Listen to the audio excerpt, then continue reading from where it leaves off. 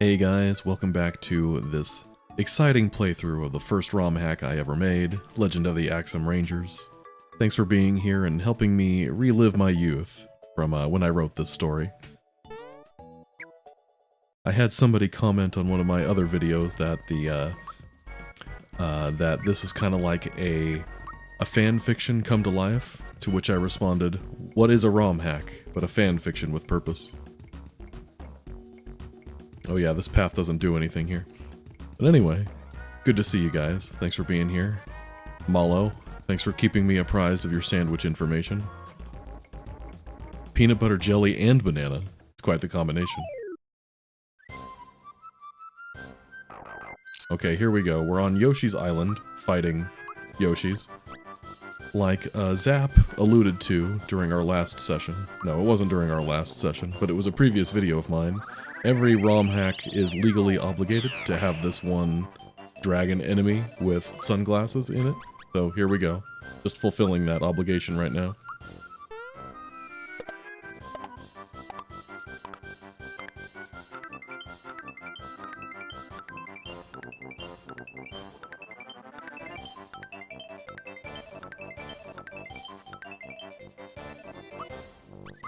I decided to be quirky and fun and make the Yoshi Race song the song for this battle, which, as it turns out, was kind of a mistake, because this song does tend to get a little repetitive after, like, the first couple minutes of it.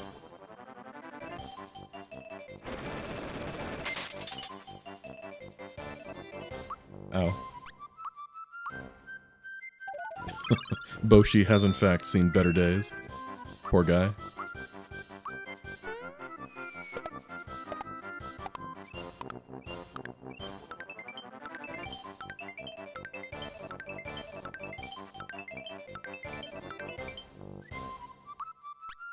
Getting a little better each time with the jumps, or a little worse, actually, but that's fine. How you guys doing tonight? I hope you guys are doing well. I am super tired today because I did manual labor. There's a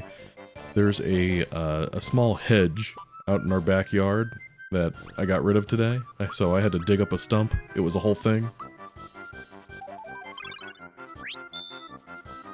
Just a man, a shovel, and a dream.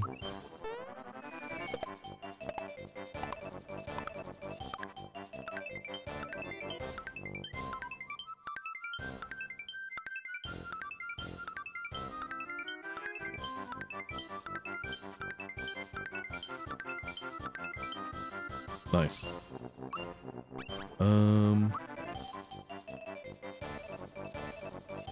Does Shocker work against this guy? I don't remember. Okay, not bad. Solid damage.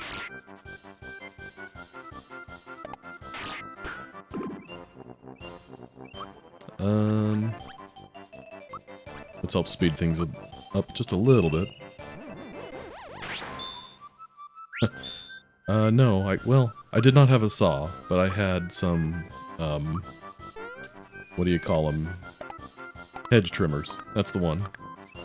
The big giant scissors that work on plants.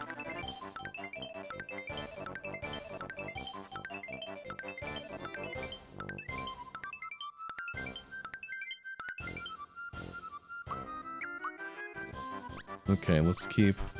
Oh yeah. The FP situation. Well, we have Kiro Kiro Colas. I really don't want to go back to the shop and have to fight Smilax like 20th time.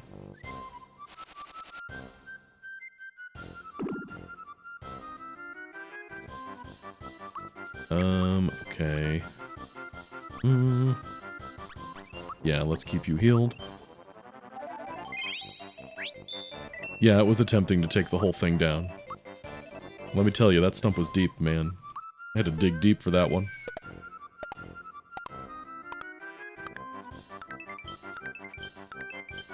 Do I expect the next party member to come in within today's stream? Well, we do have all of the party members. Or do you mean, like, actually putting her in the team to fight? In which case, the answer is maybe. We'll find out. Together, it'll be a funky adventure.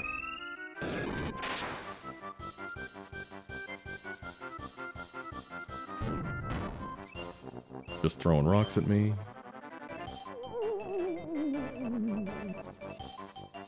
You can't scare me.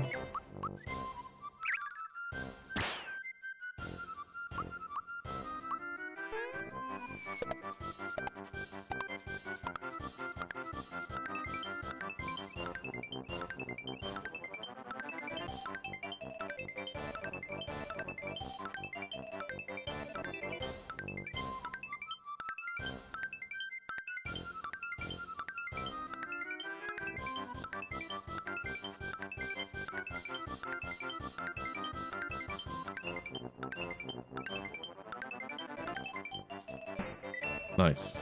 Alright, there's one doofus down.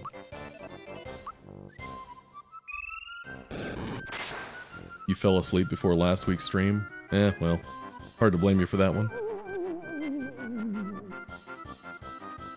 One of these days, I would like to stream at a reasonable hour. The problem is I work from 9 to 5. And then, you know, doing stuff with the family on weekends.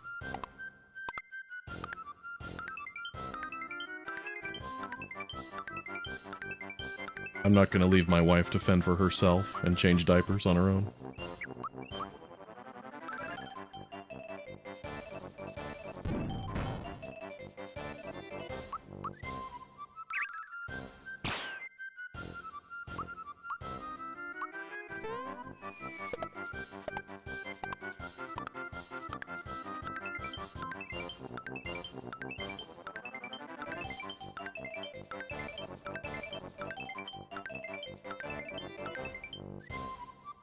Gotta train those, gotta train up those super jumps for my inevitable speedrunning debut, which will probably never happen.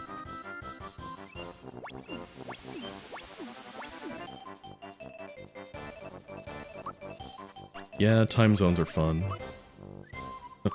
I'm on the West Coast, so here I am. It's almost 10 o'clock here, but I know it's much later for many other people.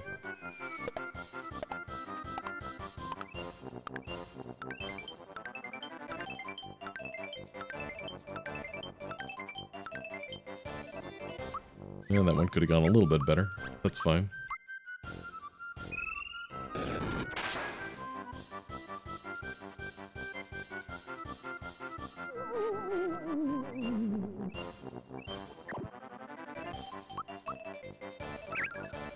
Throw some ninja stars at you. Keep on jumping. Eventually get that super suit, even though there is no super suit in this game.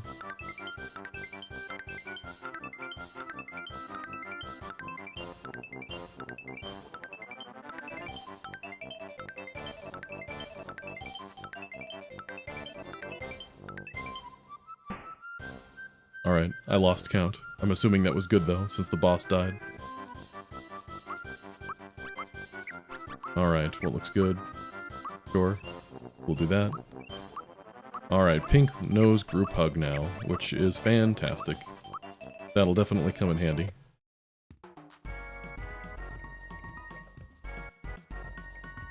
Okay, so Yoshi's Island, normally a peaceful place, has been invaded by Smithy's gang. Mac is here, guys. We're gonna kick his butt.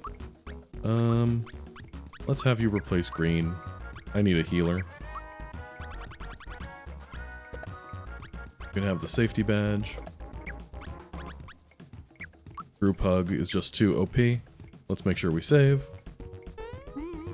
Hopefully this boss doesn't reappear for some reason. I don't see any reason why it would, but you never know. Okay.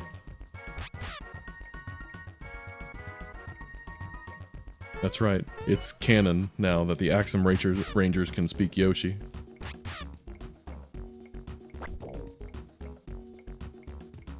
Alright, let's go show these guys what for, as the kids say.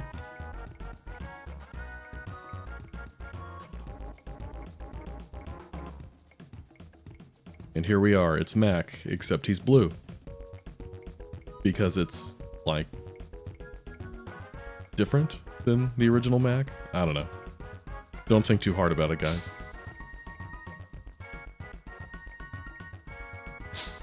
And there they go, flying off into the sky.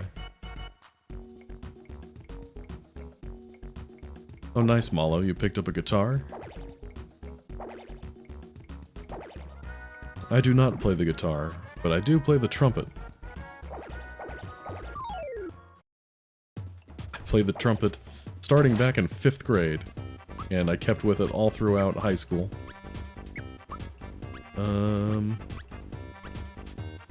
Let's try one of these, sure.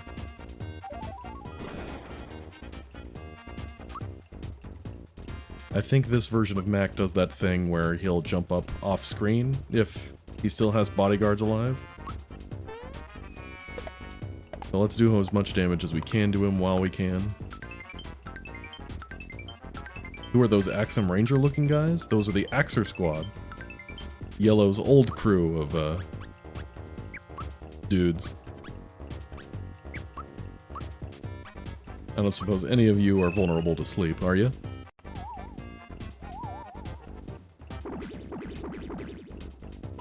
Ignore the graphical glitches.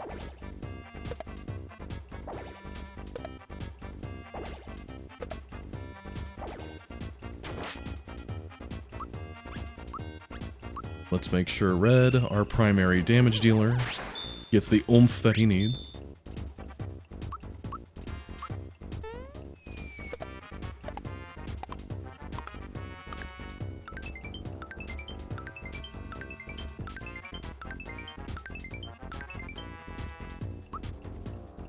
Imitation is the sincerest form of flattery? See, I disagree. I think giving somebody money is the sincerest form of flattery. Like, if some dude off the street handed me 50 bucks, I'd be very flattered.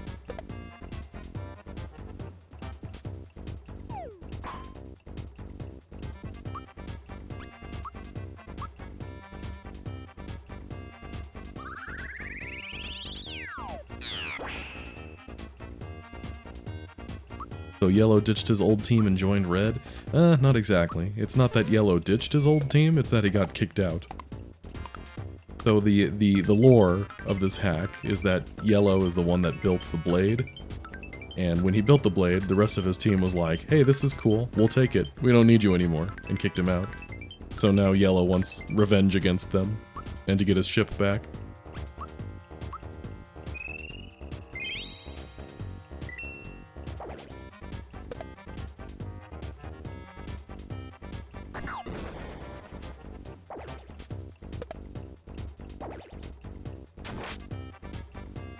Good old Mac the Knife.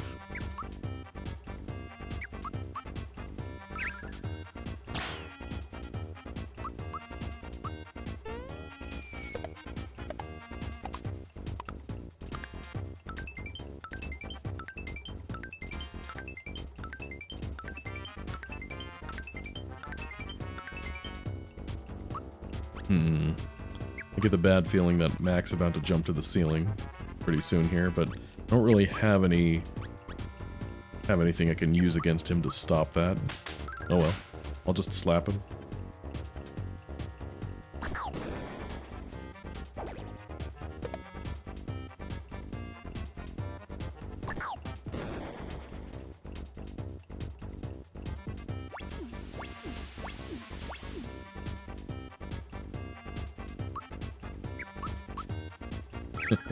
Yeah, Malo, I'm with you there. It wasn't until, well, not quite the remake, but definitely later in my life, I couldn't tell that. I thought like the little ball for a head that the guy on top of Mac has, I thought that was just the, what do you call it? Like a pommel that swords have. But no, it's actually the head of a guy that's riding Mac.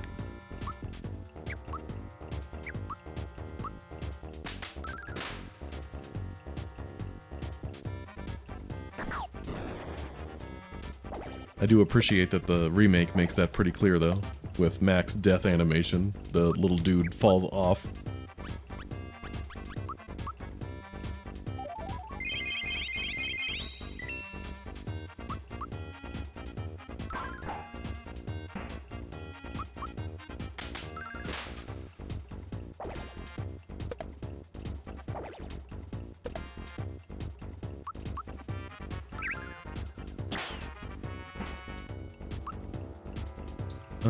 Maybe...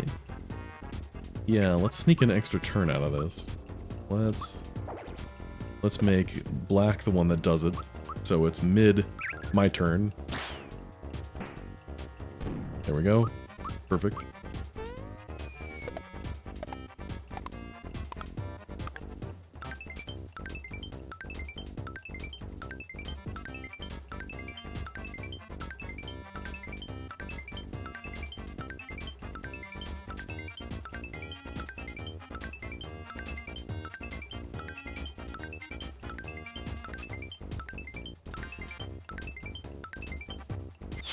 Nice. There we go. Alright, another mook down.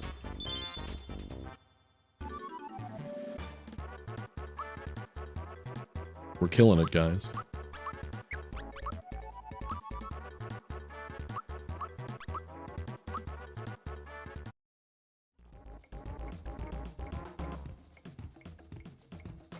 Alright, perfect. Now we head to the nearest town and ask around, because the plot demands it.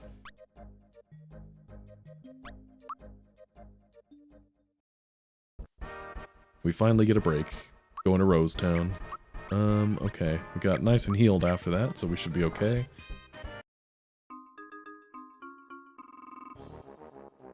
That's right, Red has his own action figure.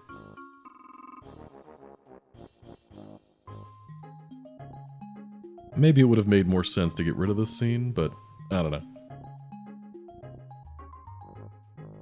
It's fun. There's some continuity there. Remember how Gaz's mom was angry about Gaz breaking the lamp, and he tried to blame it on Gino? Well, this is when Gaz broke the lamp, and now he's in timeout.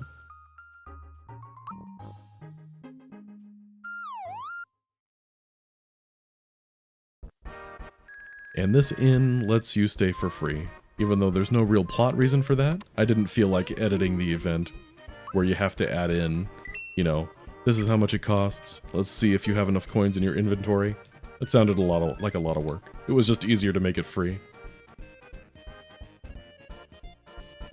Alright, let's do some exploring, some shopping.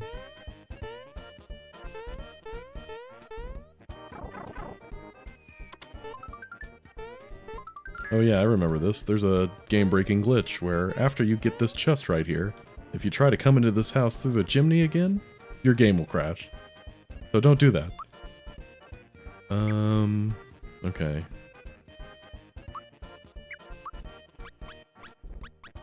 I don't think we can afford getting things for everybody. We're a little short on cash right now, but we definitely want some defense. Bombino, rock cannon, parasol. Get it for the main squad here.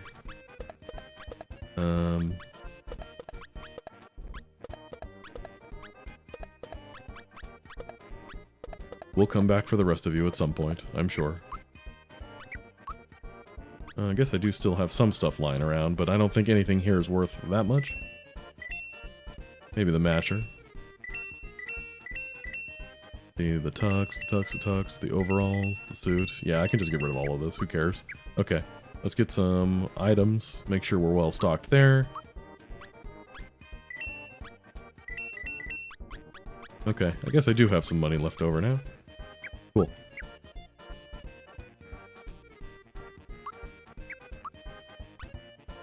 I guess we will get stuff for the rest of the team.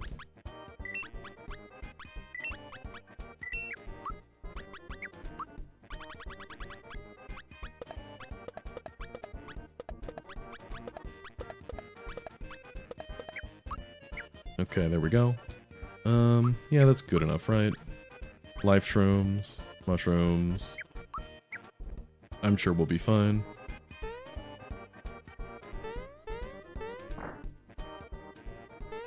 The shadows remain, yet the chests are gone. Yeah, because it turns out these dark spots here, these are actual dark spots within the level itself. They're not shadows from the treasure chests that were there.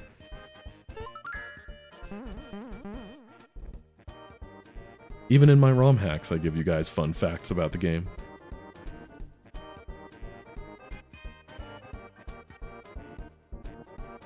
Okay, we don't have the seed or fertilizer. And that's okay. We'll get it eventually. TM.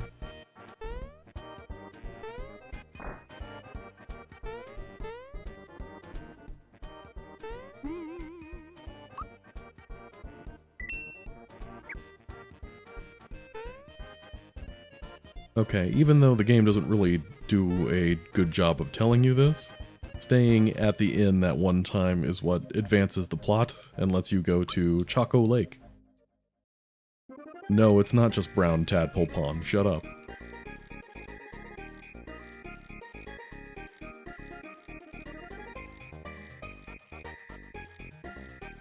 It's not Frog Fuchsius this time, it's Frog-rates. You know, like Socrates. It's funny, guys. They only called him the Frog Sage in the remake. Nintendo, hire me. I'm better at making dialogue and story than you are.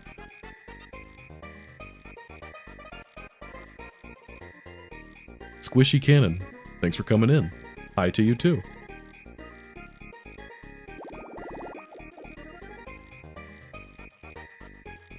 How do tadpoles live in a lake made out of chocolate? I thought I told you guys to stop thinking so hard about this.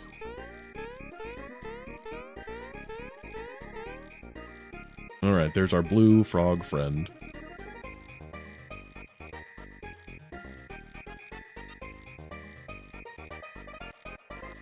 Okay, so here's where we get some more lore dump. It's just, there's something about Mario and frogs that live on lakes that like to give him way too much information about stuff. So he tells us that Smithy's gang is using whatever's in those chests to build his power somehow, until he's able to attack the Mushroom Kingdom.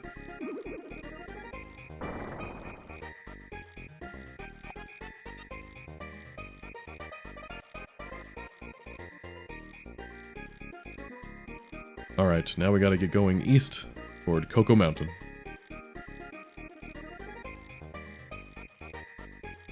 Oh yeah, and we have the rare frog coin. That's a thing that you can still trade into this guy.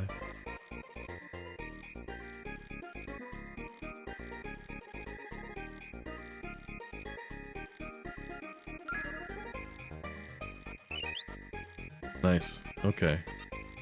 Yeah, this is an error in the code here. Somehow this dialogue that you're supposed to see when you press A on this thing got changed, and I have no idea how.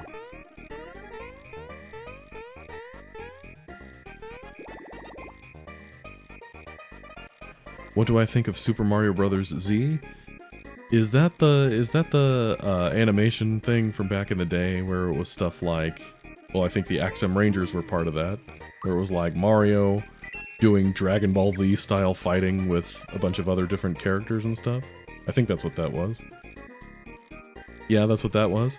It was one of those things where, I mean, honestly, kind of like Dragon Ball Z itself. I liked it well enough when I was a teenager, but then, you know, just kind of lost interest in it after a while. It kind of got a bit repetitive.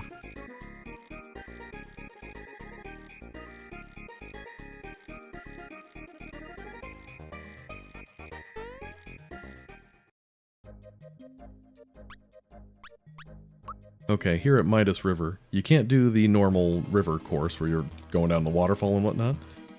But these guys do a couple different things for you. If you get the Froggy card, you can trade coins for frog coins, which is kind of cool.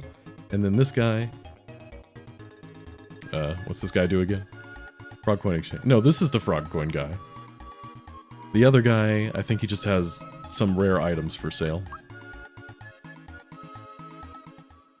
If memory serves, I think the Froggy card is in Pipe Vault.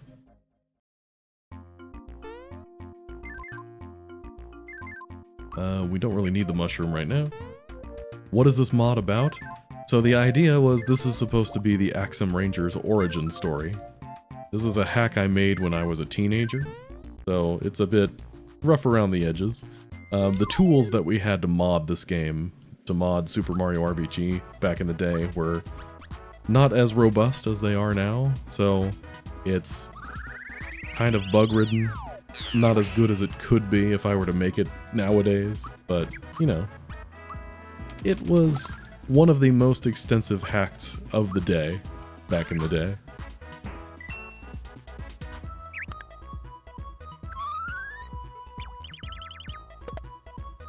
Yeah, it's supposed to be kind of a prequel. You see part of Smithy's gang in different parts of the world, and he's trying to obtain materials that will build up his power so that he can, you know, make enough bad guys to take over the Mushroom Kingdom. Spoiler alert, obviously you don't stop him because he still invades the Mushroom Kingdom in Super Mario RPG.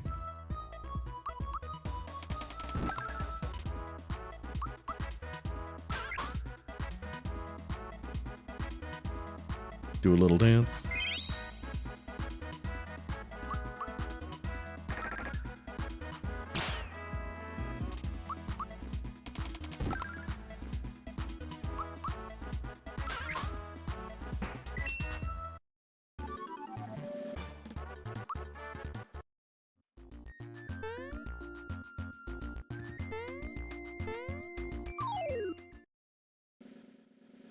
Smithy is in fact a blacksmith. But he too is a robot. So who built him? Nintendo, give us our sequel already. If you take too long to make a sequel, I'll just make one myself.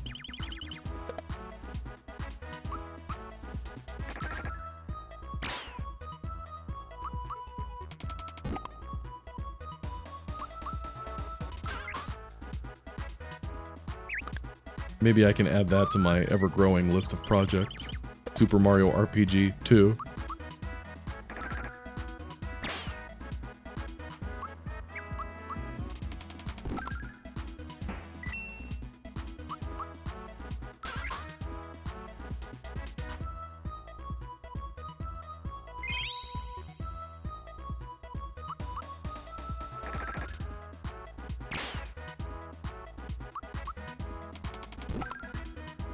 Smithy's Smithy built Smithy.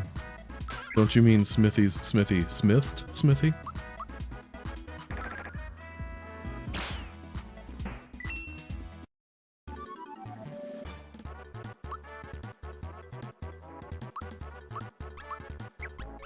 One thing I didn't realize until after the fact, when the game was pretty much done, was that I didn't really change the enemy drop tables. Well, I changed some of them, but not very many of them. Like, here we are kind of in the latter half of the game. Well, barely. Barely in the latter half of the game, and enemies are still dropping honey syrups.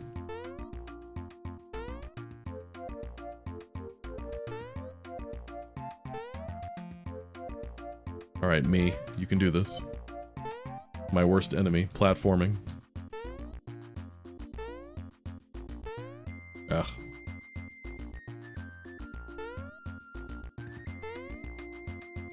Is Smithy from a different universe than Mario's world? Yes. He's from the weapon world. There we go. Finally got it.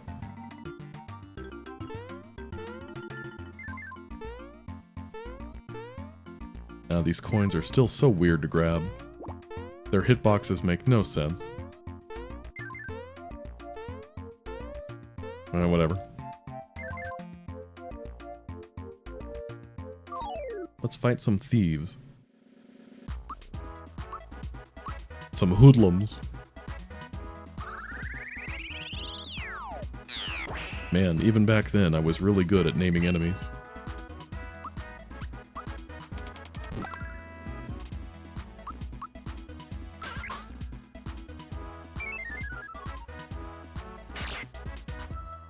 I wouldn't want to fight me either.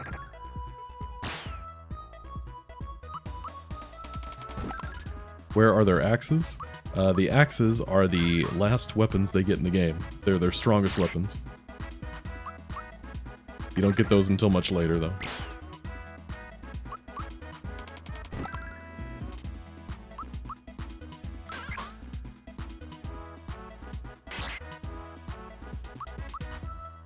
Why is Wario the only Mario character to own a TV? Doesn't Donkey Kong own a TV? He's technically a Mario character.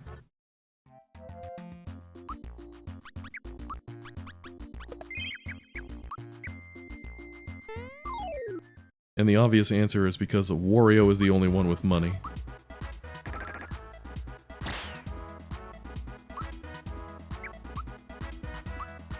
Let's see how this does against these guys. Mario lives in a shack. He doesn't even have cable. There's no point to him owning a TV.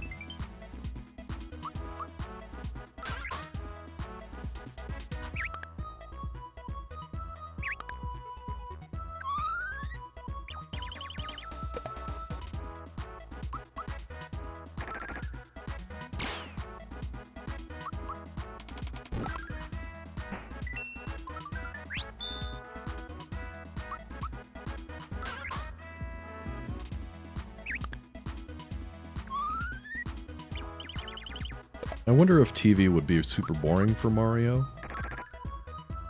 I mean, the news would always be about how Bowser is terrorizing somebody. So, and then Mario saves the day anyway, so the news would just be Mario learning about himself. DK gets his money from the sports games? I mean, probably. The dude's a power lifter. That is an excellent question. Have I played the Koopa Bros mod? Not only have I played it, I made it.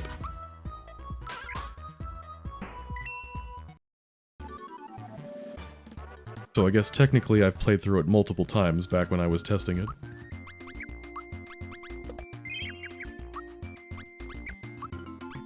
With all due respect to myself, I think the Koopa Bros hack is better than this one.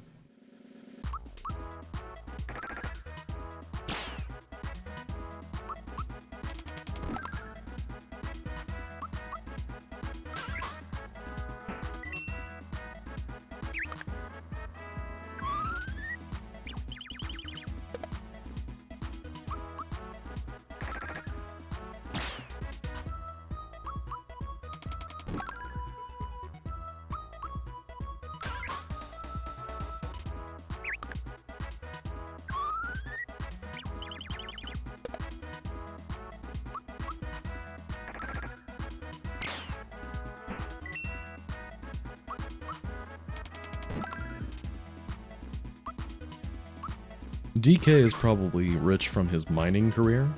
I mean, Donkey Kong Bonanza establishes that Donkey Kong works as a miner. He digs up bananas and eats them. He probably gets a lot of gold along the way that he doesn't care about, so he just sells it for cash.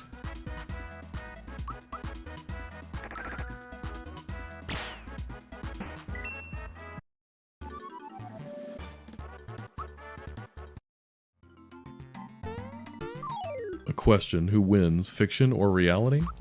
Yes. I don't know, that question might be a bit too existential for me.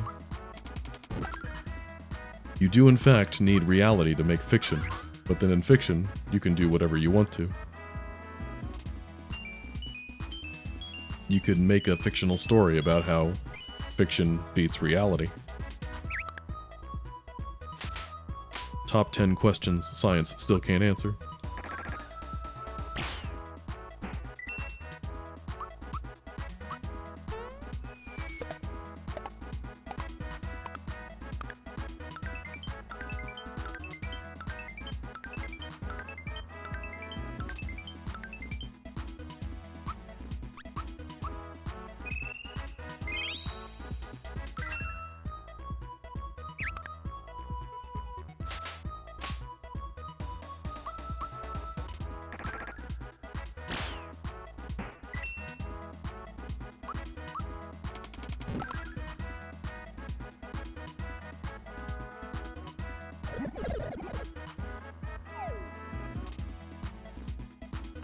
The Dandelion. Man, I was on a naming streak in this level.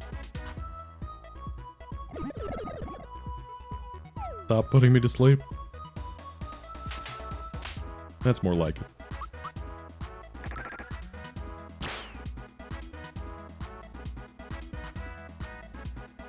How powerful are the Koopa Bros? They're the most powerful members of Bowser's Koopa Troop. They saved the world that one time.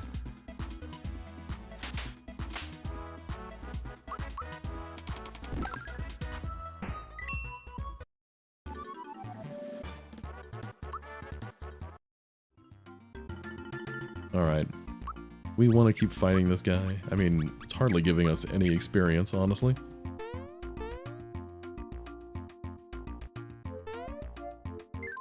Man, I was pretty stingy with the experience, wasn't I?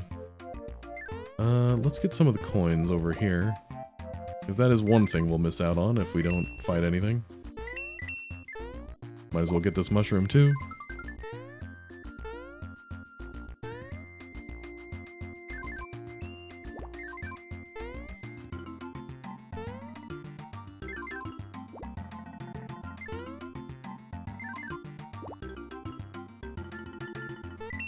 Get some coins, although it's not really a lot of money.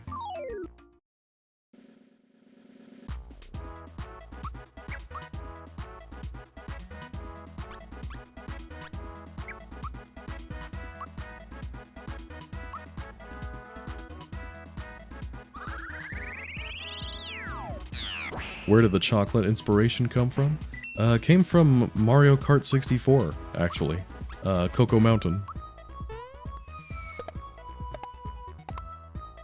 I thought it'd be fun to turn Cocoa Mountain into an actual level, and then at the bottom, there's a chocolate lake. Seemed like a good idea at the time.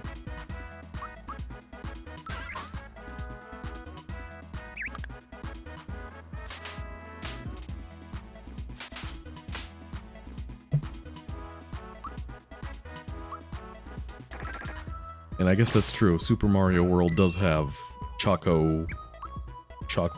What do they call it? Chocolate Land? I don't remember.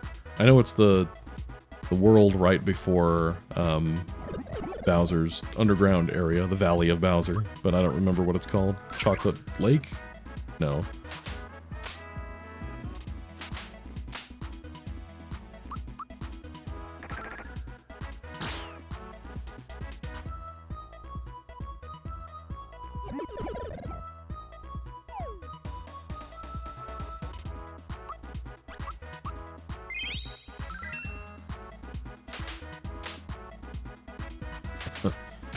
An aged photograph vibe? I can see that.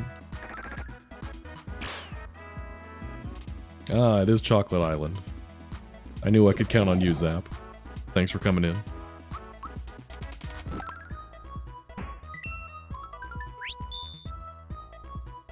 HP max is nice.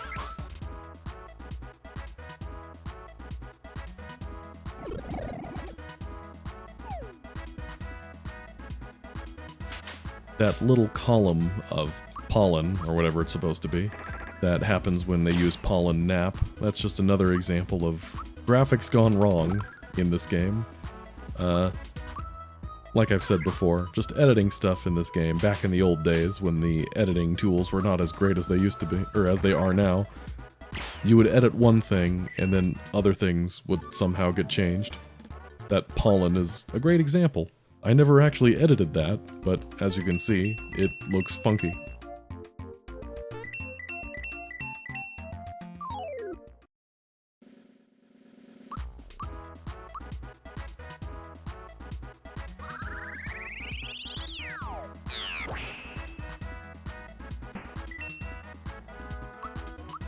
Well, let's see how much we can do against these plants.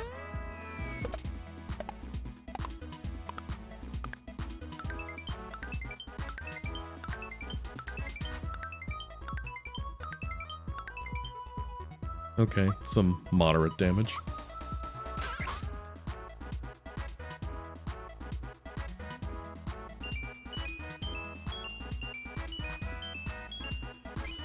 Would I ever consider a remaster? I've thought about doing another hack starring the Axem Rangers. I wouldn't do this, like I wouldn't fix up this hack specifically. What I'd probably do is I would do another attempt at an origin story, except, you know, make it good this time, for lack of better expression. But yeah, I'd like to revisit the idea of the Axem Rangers as main characters again. I've just got some other projects in the pipeline for now. But yeah, I wouldn't mind doing taking another pass at kind of what I was going for here, where it's a combination of the Axem Rangers origin story, how they all come together, and what Smithy is doing leading up to the attack on the Mushroom Kingdom, that kind of thing.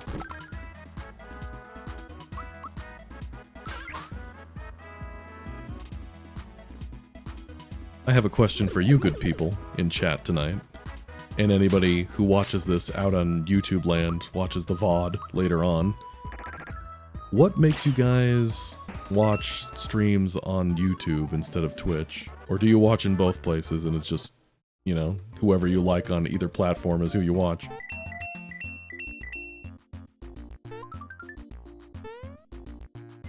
I like watching people on YouTube just because I can very rarely ever catch stuff live. But, I don't know. I know some people like or dislike certain platforms for different reasons.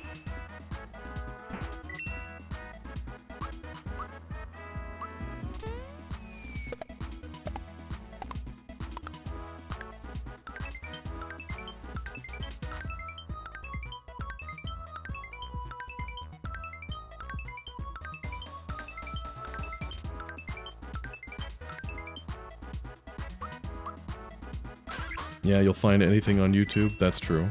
From what I've heard, YouTube has better discovery, too. You usually watch on Twitch, Zach? Okay. No, I mean, I've thought about trying to set it up so I could stream on YouTube and on Twitch at the same time. I know that's a thing that people do, I just haven't looked that hard into it. I just didn't know if there'd be much of a point to me doing that, you know? I imagine most people who find me from the videos, not from the streams. So I don't know who would come find me if I was on Twitch too, you know?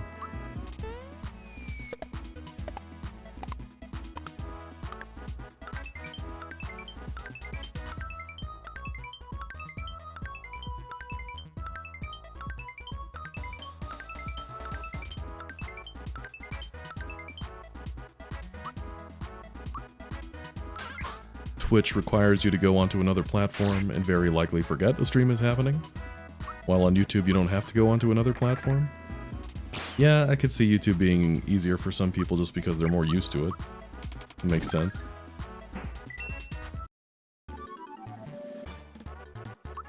I don't know. I don't watch people stream very often, but when I do, it's usually on YouTube.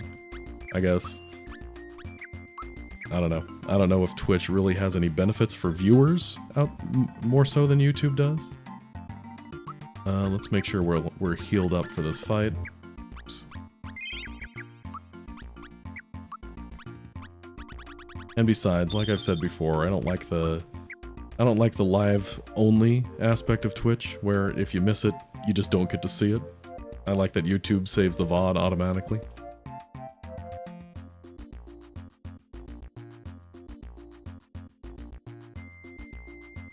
Alright, Torto makes his appearance again.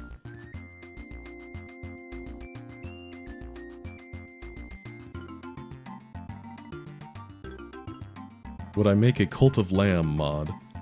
I don't know what Cult of Lamb is, so probably not.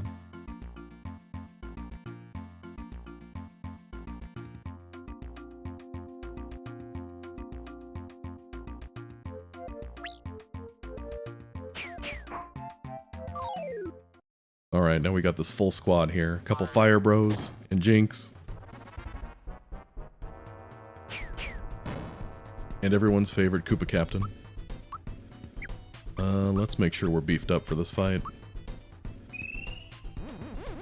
There's no save point in this area, so I'd prefer not to have to do all this again. Use Ice against the Fire Bros, guys. If that wasn't obvious, this is me telling you.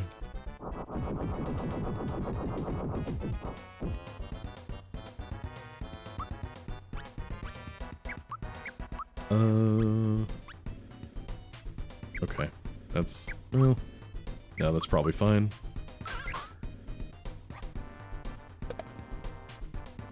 Ever played any of the Mega Mans? I am not big into the Mega Man platformer games, but I really like the Battle Network series. That was one I grew up with. Always really liked that one.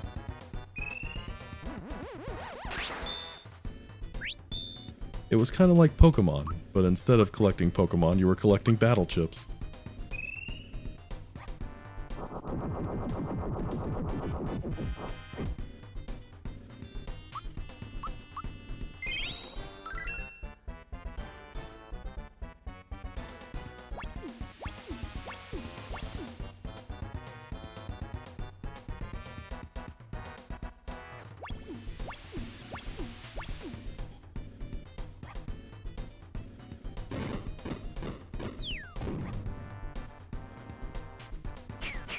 Yeah, Battle Network 3 was my favorite of the bunch, too.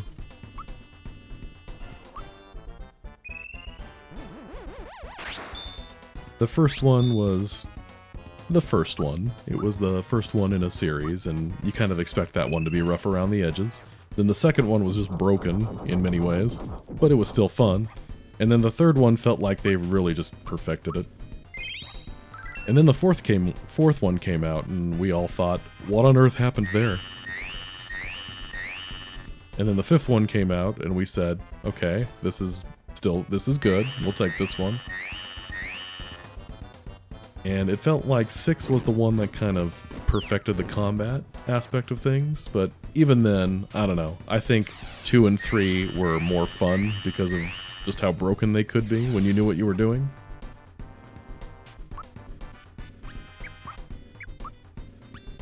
Okay, maple syrup.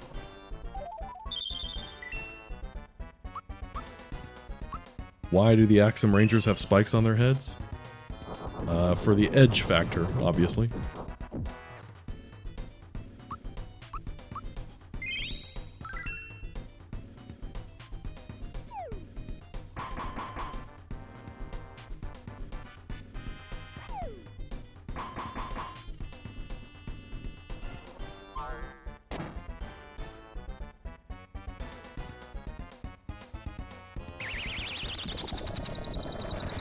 But going back to Zap's question of if I would ever remaster this at some point, I think if I did, I might need somebody to help me do the sprites, because some of these are just, some of the sprites that I've drawn here are kind of, they're a bit rough to get the job done, but they could certainly be a bit better.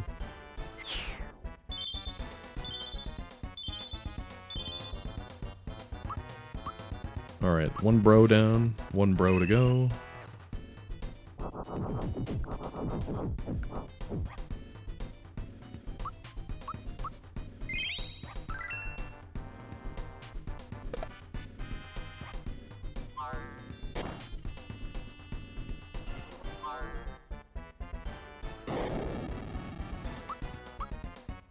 Shaker.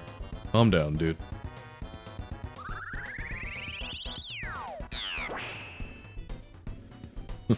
Kind of funny. I gave him Shaker of all things. The one-hit KO spell. Or attack, rather.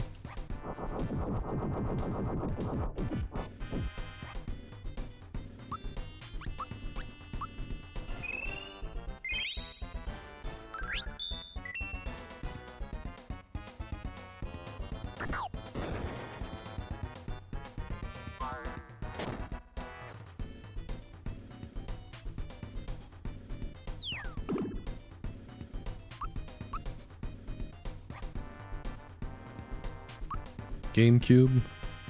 Almost every main franchise on it. Let's see. Okay, well we had Mario Sunshine. We had Zelda. Well, Twilight Princess was GameCube and Wii, but I guess if it came out for GameCube first, then yeah, it's GameCube. Metroid Prime. I'm sure there was a Kirby game, but I couldn't tell you what it is. I don't follow Kirby that closely. Even Fire Emblem got a GameCube entry. Was there a Donkey Kong for the GameCube? I mean, with Donkey Kong Country, Donkey Kong 64, I think it's safe to say that Donkey Kong counts as a main franchise, outside of Mario.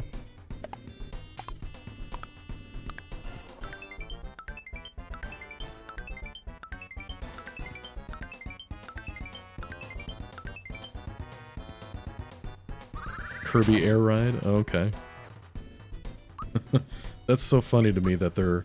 Because Kirby Air Ride, from what I understand, wasn't exactly the GameCube's best seller.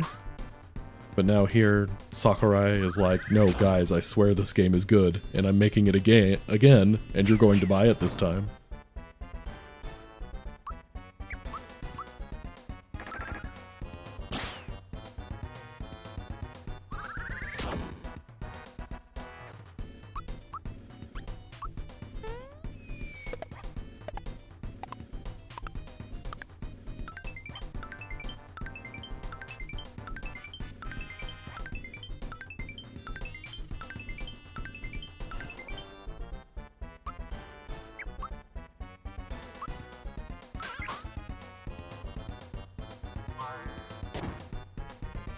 Yeah, the Wii U. Well, the Wii U's problem is that nobody bought it. I am one of those people that didn't buy it. But that was mostly because I was a college student and was poor at the time.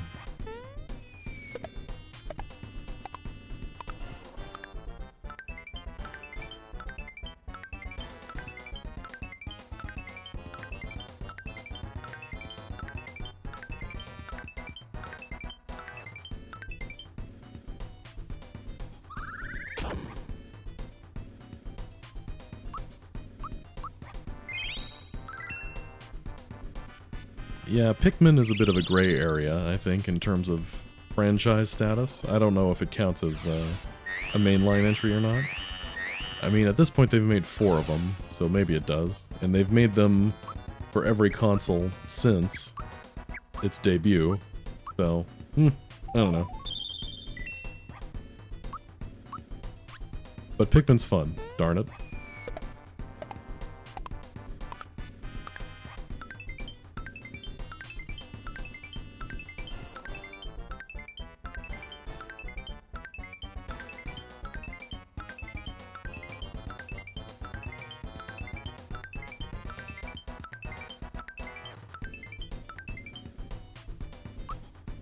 Okay, Pink's specialty is taking away Valor ups. And Vigor ups.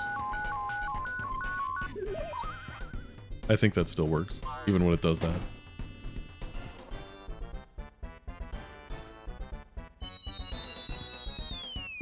Oh yeah, I guess that's true. It never got a Wii one. Oh well.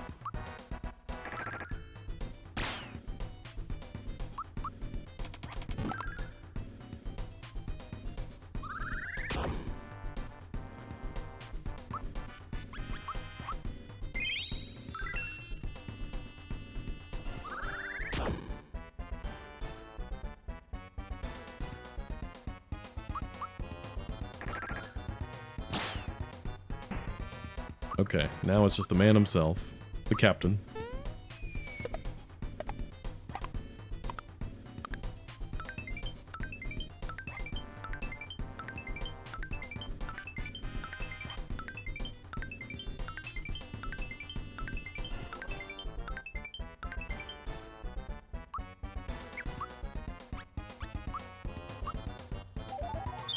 Well, it makes sense. I guess Pikmin's a popular enough franchise that they want to make it a main franchise, which they should. It's a fun series.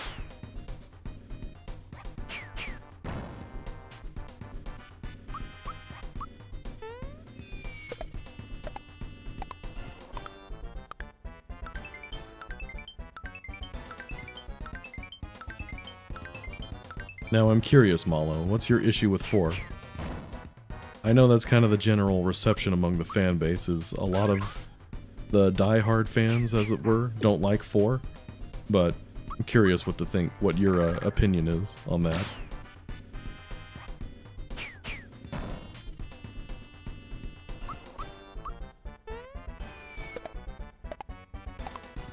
Yeah, just the fact that it's too easy. I can see that.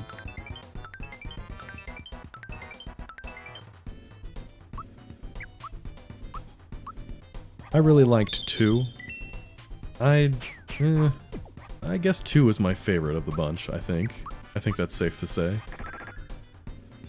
But I think 2 is kind of the more combat-heavy one compared to the others. I mean, 3 was just... For me, the whole thing with having 3 captains in 3 was just too much. I don't... I mean, I understand that a good portion of Pikmin is trying to, you know, manage your time well and Dandori and whatever, all of that stuff, but having 3 captains was just, okay, I don't need this. This is too much stress in my life.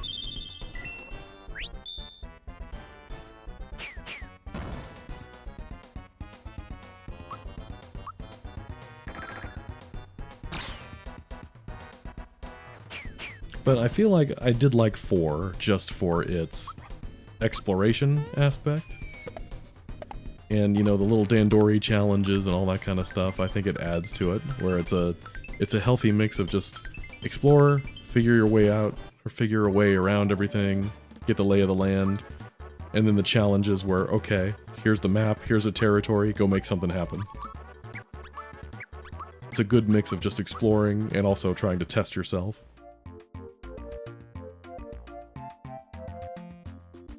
Alright, we beat Torte so much that he's decided to quit the Koopa Troop and become a baker.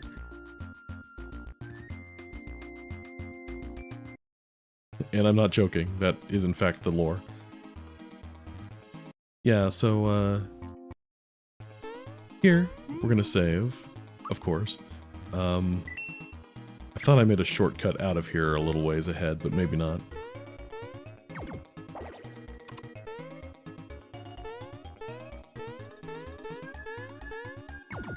Pikmin 2 ROM hacks. Now that's not something I had ever considered before. I always thought kind of that GameCube era and on, we didn't have much going on in terms of ROM hacks. I might have to look at that one of these days.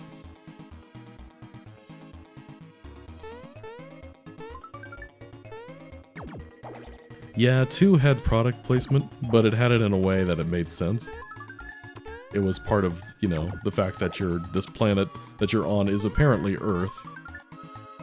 And, you know, here's the products you're finding along the way. It made sense.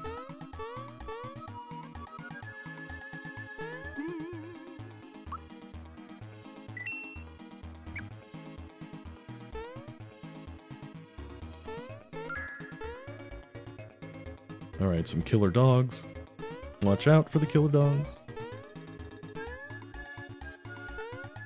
And we will come back here. This is part of the plot, is that entrance down there. We will come back to that eventually. Let's fight some guys.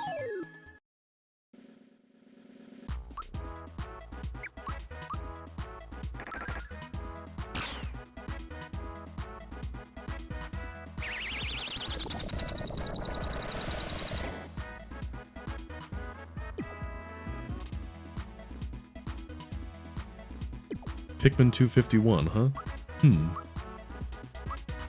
That does kind of sound interesting, having everything on one super large floor.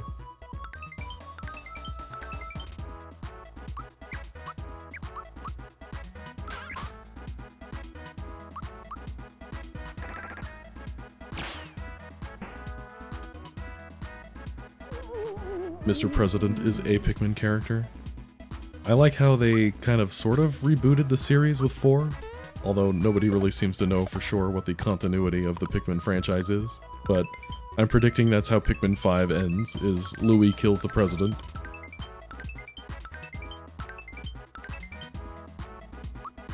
And to whichever NSA guy is assigned to watch my streams, that's the president in the game, not like a real person.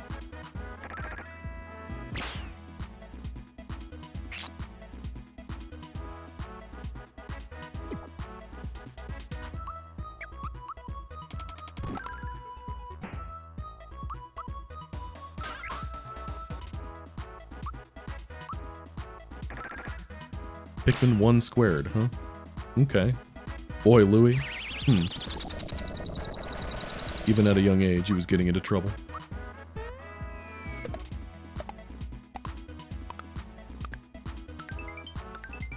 I'm always looking for more stuff to play on the channel, but I do love a good ROM hack. The secret is finding something that I both want to play and people actually want to watch. And that can be hard to predict sometimes. Especially if I play something that's too far out of the realm of this. I'm not sure how many people are going to tune into a Pikmin stream from a Super Mario RPG ROM hack guy.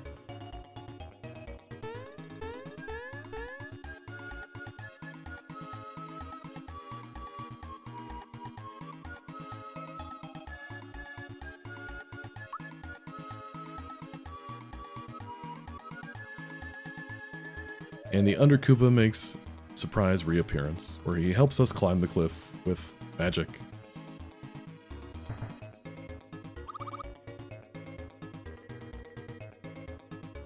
Okay, here's where we can go back to the world map. That's where this little path down below actually does something.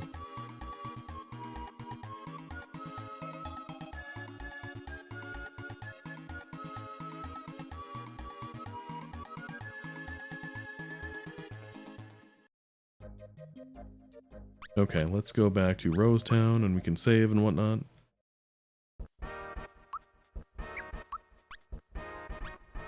Do we need anything? We can grab some stuff just in case.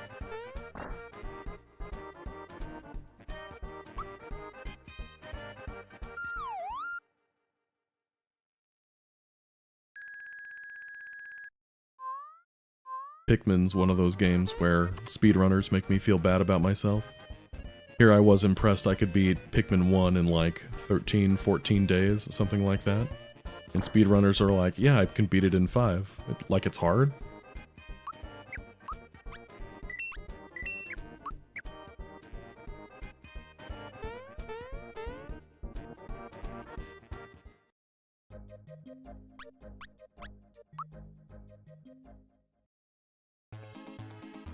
I think my high score, or low score as the case may be, in Pikmin 2 is like 30 days maybe? Something like that.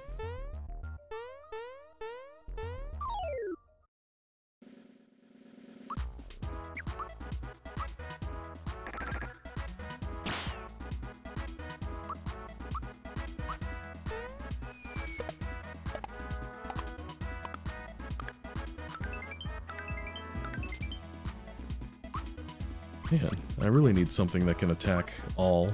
That'd be nice.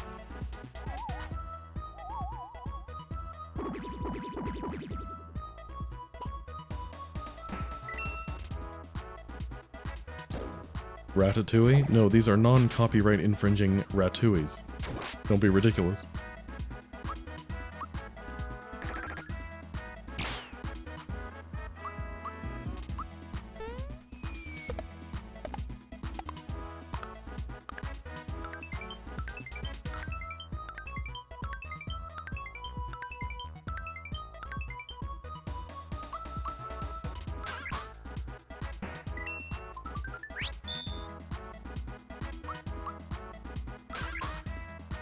Banjo Ratatouille. Nice.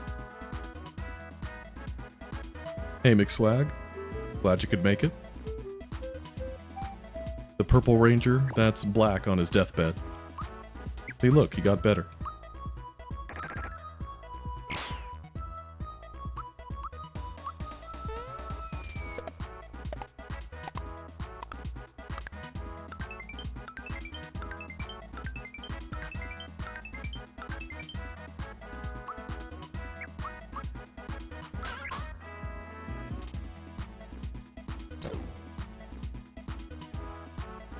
Yeah, the Purple Ranger moves around a lot.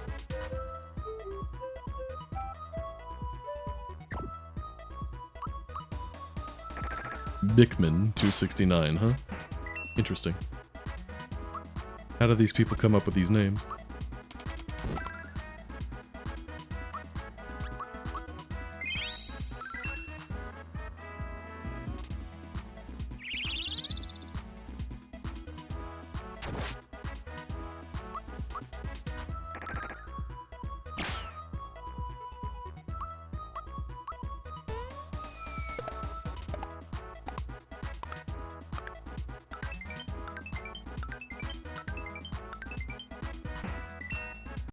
Jumping is hard, guys. I still need to do 100 super jumps in my playthrough that I've been posting to the channel. The original Super Mario RPG one.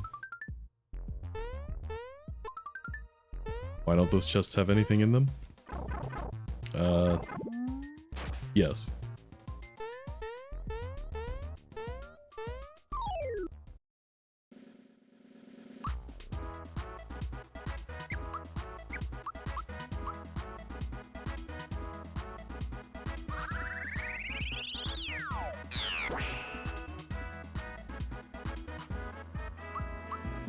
Steeped in meme culture?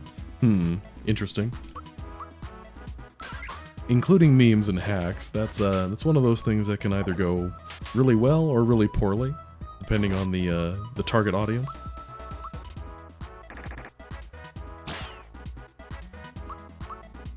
But yeah, when done right, it can be pretty funny.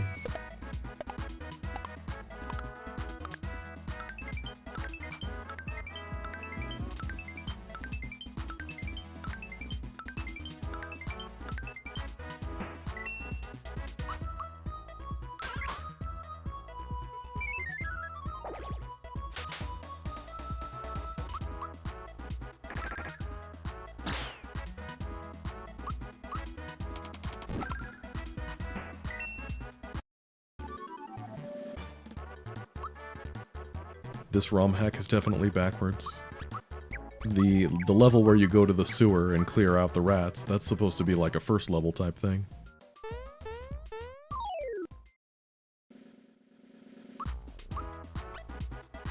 The sewer cheap.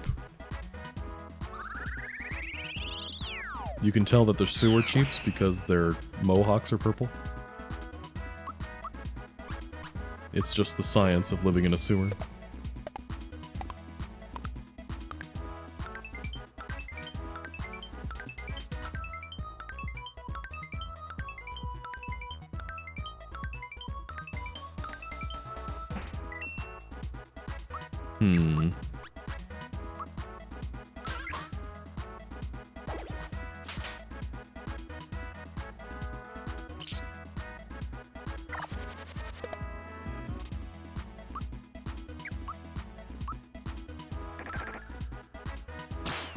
But yeah, that's... Maybe I should dive into Pikmin one of these days on the channel. I can show off my medium average skills to you guys.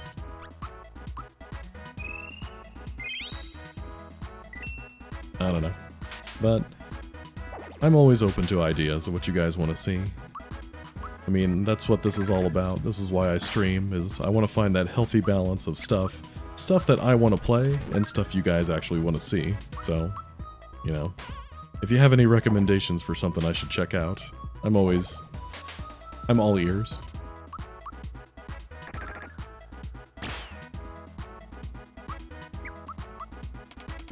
The submerged castle experience?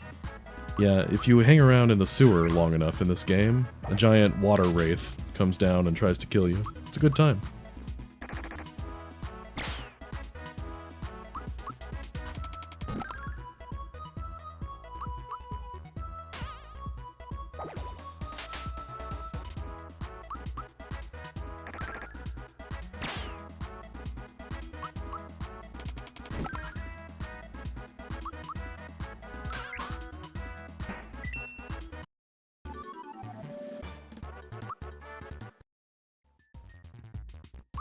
How are we doing on levels? Okay, Red's about to level up.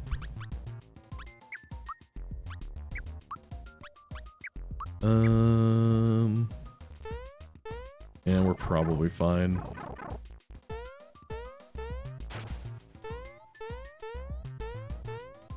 Yeah, I moved a lot of the pipes around so that there's only one way to go. The Flintstones car? Yes. I have always thought that same thing. It's because of the two big wheels. Yes. Heal. Yabba dabba doo.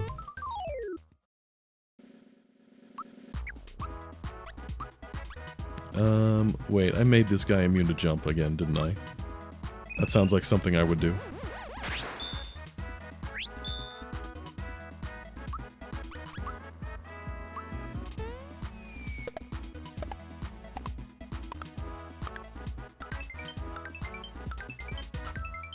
I'm not ashamed to admit that when I played Submerged Castle the first time, I would frequently reset the floor because the water wraith killed me.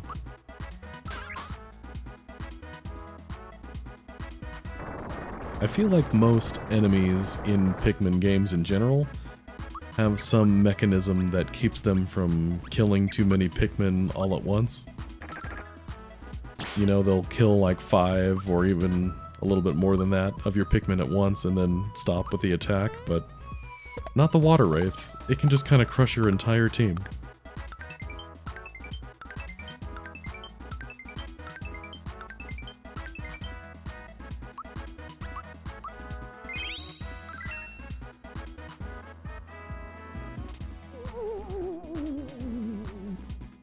Just a cute little guy inside that chest.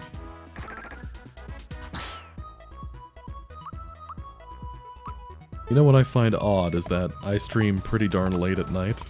It's almost 11 o'clock where I'm at right now, and yet I always seem to get most of my views once I've been doing this for like an hour or so. So here we are, 11 o'clock at night. I guess none of you are sleeping either.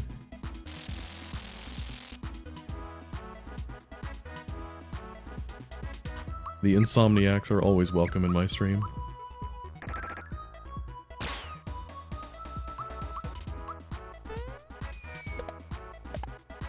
Oh, sorry, McSwag. I'll try to be a little quieter for you.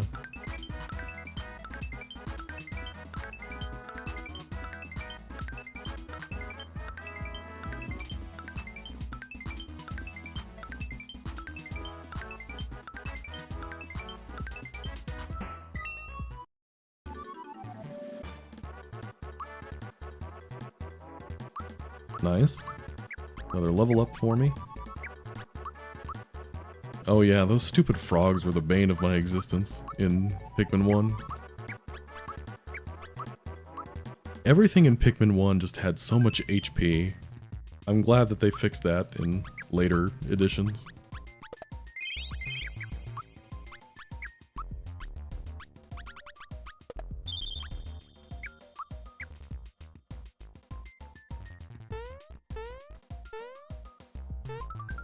Would you believe, Zap, that I've never played Banjo-Kazooie? I don't know. It's just one of those ones I never got around to, I guess.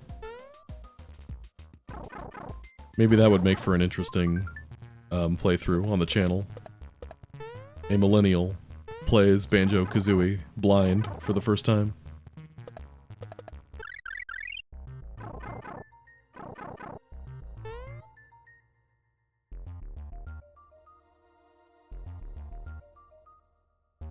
I don't think I really need to be healed right now.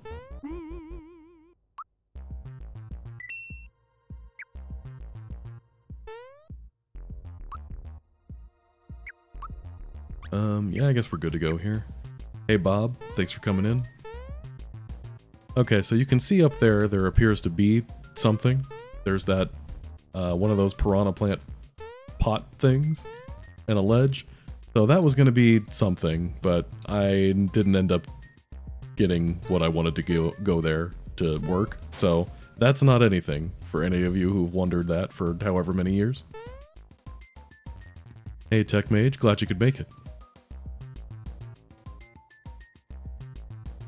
It's only 11 o'clock at night, but you finally made it.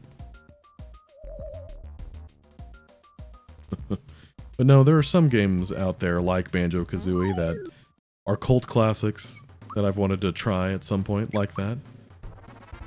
Is the Xbox version supposed to be better? I don't know, it feels wrong playing Banjo-Kazooie on Xbox, because that's a Nintendo 64 title. Don't be ridiculous.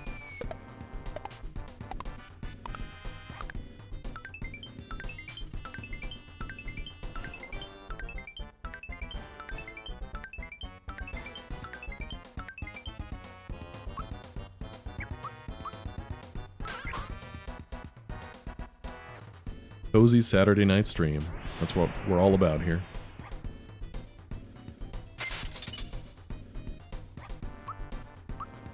Although McSwag said that they were asleep, so I guess there's something about my voice that people find soothing.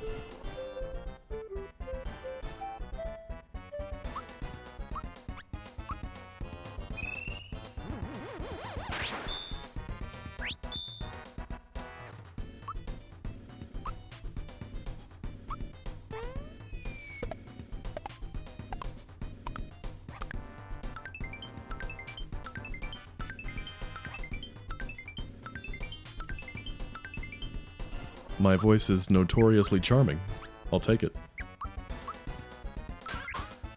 I've been told by people who know me in real life that even before I had kids, I radiate dad energy, and I think the voice helps with that.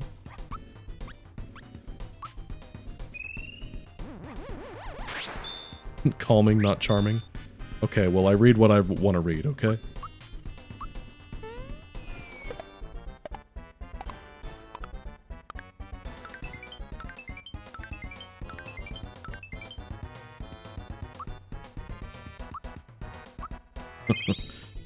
Thanks for that story, Bob. Let's see, you made up with the jealousy and the fight part. So, I guess the girlfriend is the only true part of that story, huh? Oh, and the calm voice?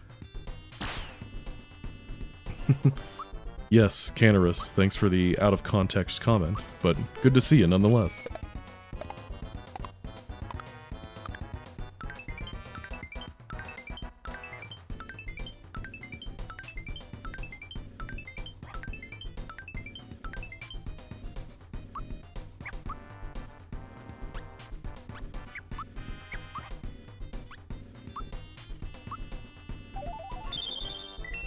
Your girlfriend broke up with you because of your voice? It's never gonna be as cool as mine? Well, you know, if it helps your girlfriends, people, you can tell them that I'm married already. But this voice is taken. Sorry.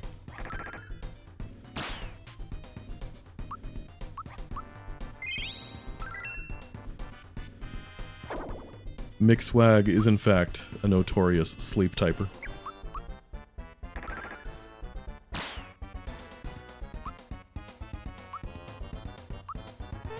I hear the secrets that you keep when you're typing in your sleep.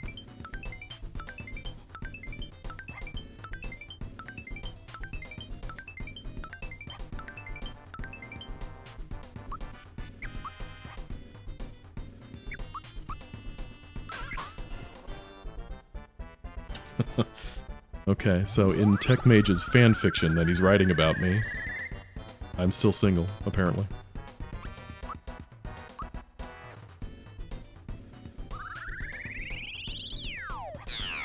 Tales of Symphonia. Now that's a game I haven't thought about in a long time. I played that game. That was one of those games I played to death when I was in high school. I had a friend of mine who would come over to my house almost every day, and we would play that game. We tried doing Maniac mode, we tried being different characters, learning how to use all 9 characters. It was a good time. I haven't played that game in years, though.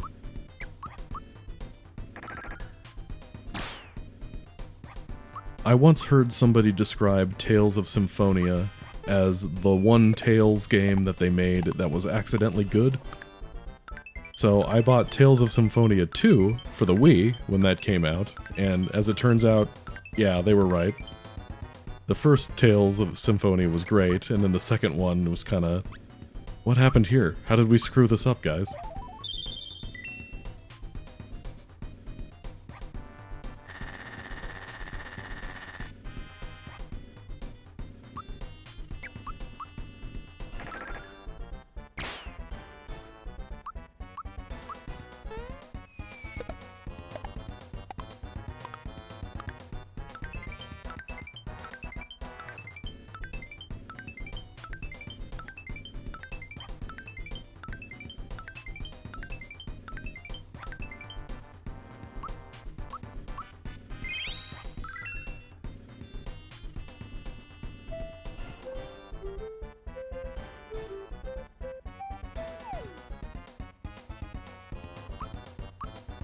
Accidentally good, like Melee? I don't know about that. Well, maybe. I guess I can kind of see what you mean.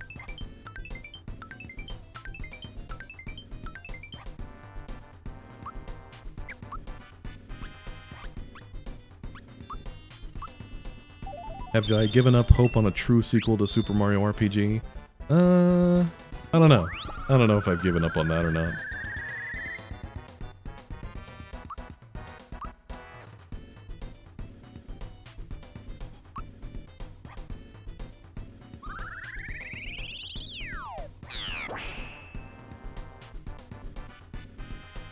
Okay, looked like the stream hiccuped there for a second, but I think we should be back.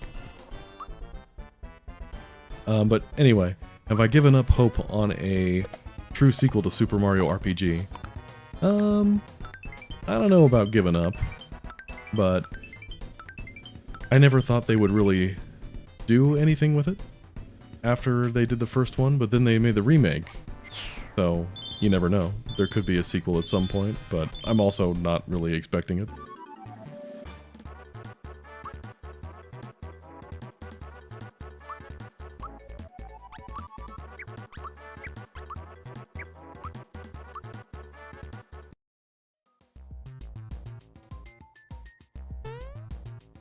Self-aware Axem Red there.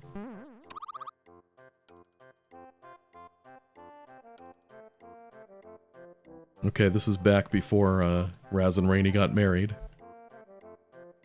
But they're still dating at this point.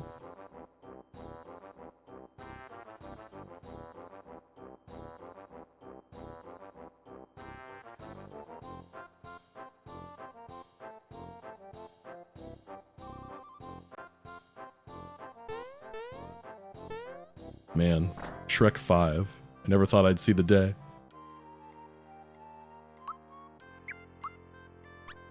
I'm gonna be honest, guys. I mean, I know that Shrek is kind of the cult classic type movie, where all millennials talk about it and joke about it and meme about it and stuff. But I didn't honestly think we all liked the movie that much. I thought we just kind of thought it was a fun movie. Are we actually going to see Shrek 5?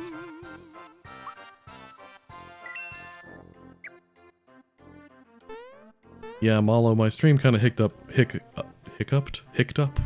Whatever. It was funky for a minute, but I think it should be back now?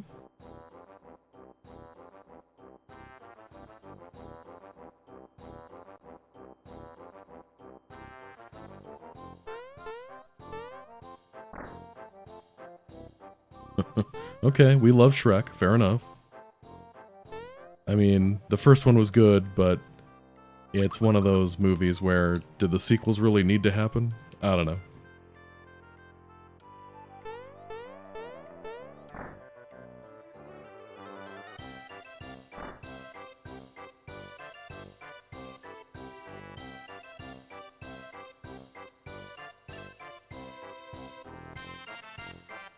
Somebody should make a Shrek-themed Super Mario RPG hack.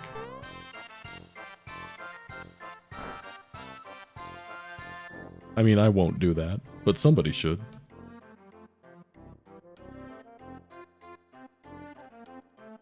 You go and fight Bowser and he yells, "What are you doing in my swamp?"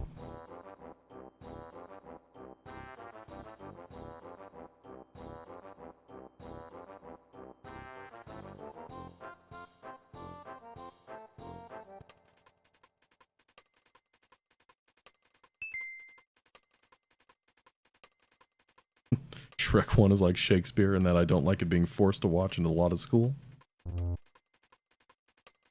How much will I need for a Shrek ROM hack? About $3.50.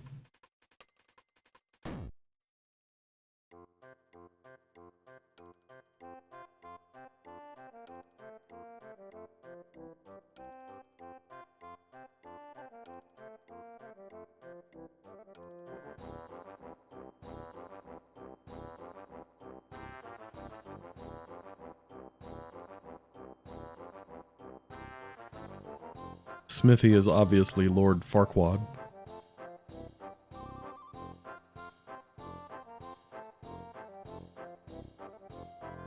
Game Ogre.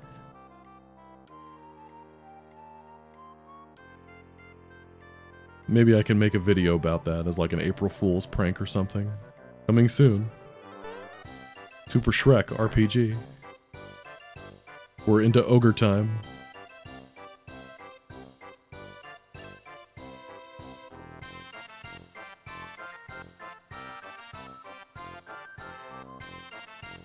I don't think the vault guard lets you in. No. Because the treasures have to stay there, so Mario can get them in Super Mario RPG. It's continuity, guys.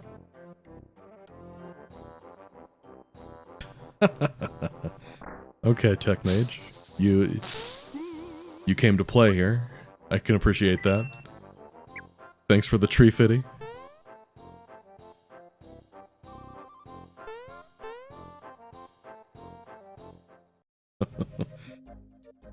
I'll have my people get on that as fast as they can. Who knows? Maybe the ROM hacking Discord will have another contest, and I can do some Shrek related thing there.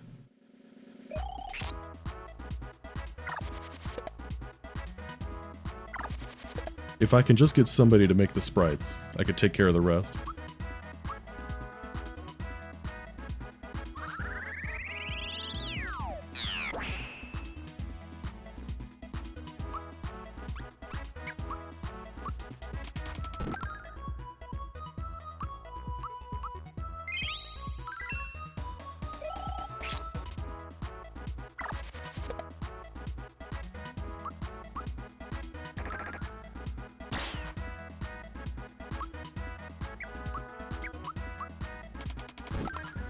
Next contest theme is just Shrek. You mean like Shrek as a character, a Shrek level? Just Shrek. The theme is Shrek. Go for it.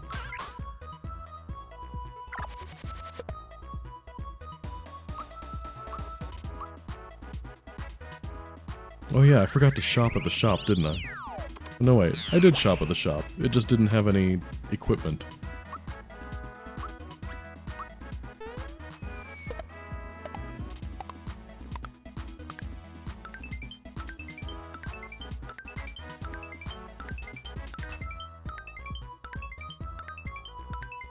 Will I be finishing the Fire Emblem run? Honestly, I don't know. So, a couple things with that. I think I had talked about this last stream too, but with the Fire Emblem stuff, I've done a few different Fire Emblem runs on this channel so far, and I mean, just being honest, they're not exactly the most popular things that I've done. I think they get the lowest views out of everything that I've done. So, as much as I love Fire Emblem, you know, I don't want to bother streaming it if nobody's going to show up. And also, with the last run that I did, the FE6 Iron Man run that I was doing, I lost Lilina in like the last few minutes of Chapter 8, which means I didn't get the bonus chapter, which means I can't get the best ending, which is kind of disappointing. And that was the last stream before I had my kid. So, yeah, I don't know. Coming back to a stream, or coming back to a run, knowing that I won't be able to get the best possible ending, and not sure if anybody would watch it in the first place. It makes it hard to want to do it. But, I don't know. Never say never, I guess. We'll see.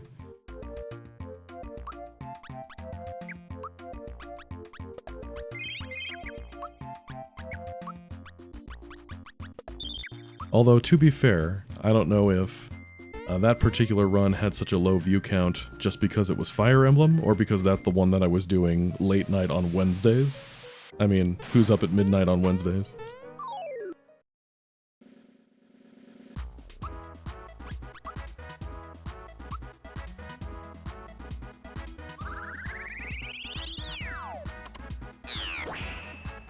The emblem made of fire.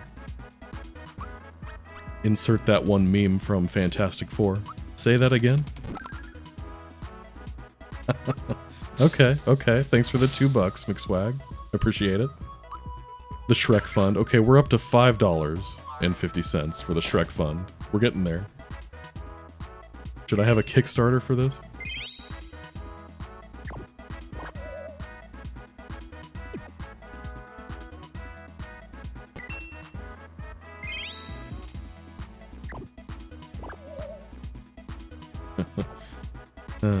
But I tossed around the idea to myself of potentially having a separate channel for Fire Emblem related content, just because it's probably the franchise that I like the most as a whole. You know, there are other games, well, I mean, if you don't count Super Mario RPG, but Super Mario RPG isn't a franchise, it's one game. But yeah, most other franchises, you know, I like one game, I don't like this game, I kind of like this game, don't like this game, but Fire Emblem for me is kind of the most consistent, I like it and I want to come back to it type thing. So to kind of test the water, I did create a second channel where I made a tribute video to how great Nino from Fire Emblem 7 is. It got like, I want to say it got like a couple hundred views, and that was it. So, you know, testing the water, I don't know. Although one video is not much of a test, I suppose. But in case any of you are interested in seeing that video, the name of the other channel is called The Cooler Nino. And it's a picture, the picture of the profile is of Nino wearing sunglasses. So that's how you know you're in the right place.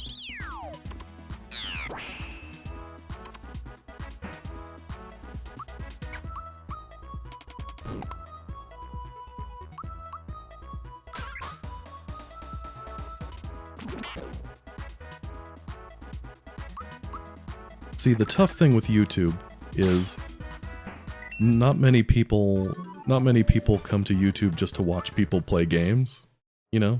Most people come because they want to see, well, videos, you know, stuff they didn't know about a game or whatever it might be. And I know for me, I don't really know any games as well as I do this one, so I don't know. I'm not sure what I would do besides make videos for Super Mario RPG. And there's our third flag.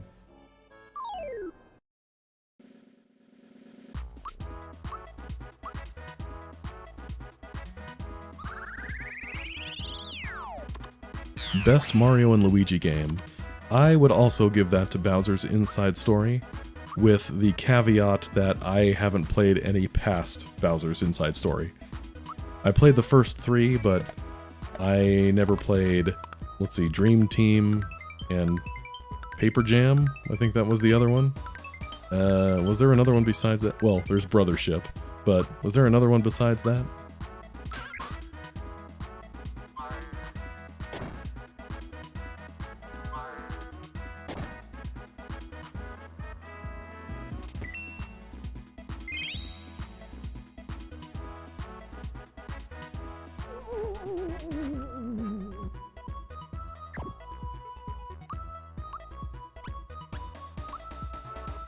Did I watch Dexter Resurrection? I watched the original Dexter, but I have not seen Resurrection.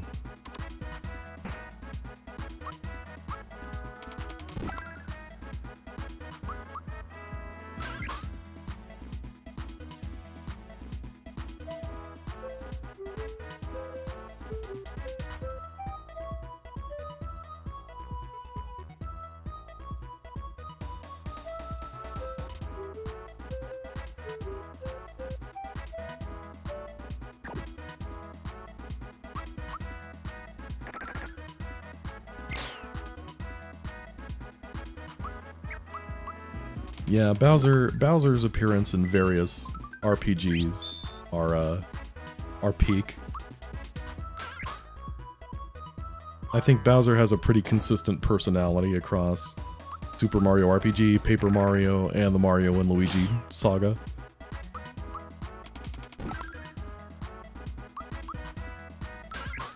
Yeah, I do like the resurgence of Dokes memes. I think it's funny.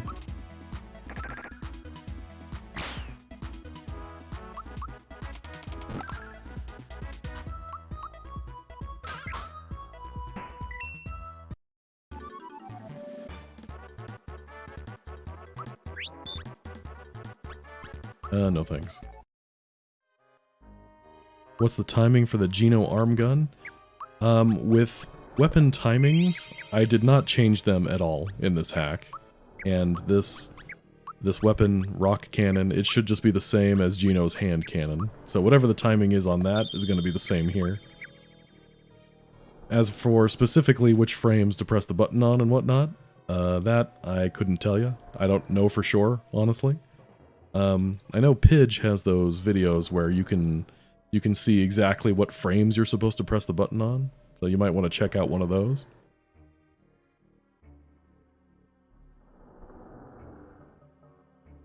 Okay, we talked to our action figure on the table here, and we can take a nap.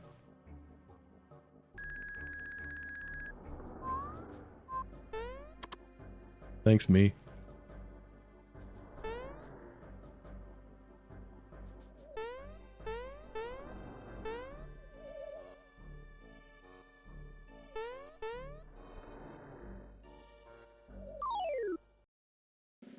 I was trying to go around the ghost. I was not expecting him to appear right there. Sandwich number 3. Malo's a legend. Is this another, what was it? PB&J and B?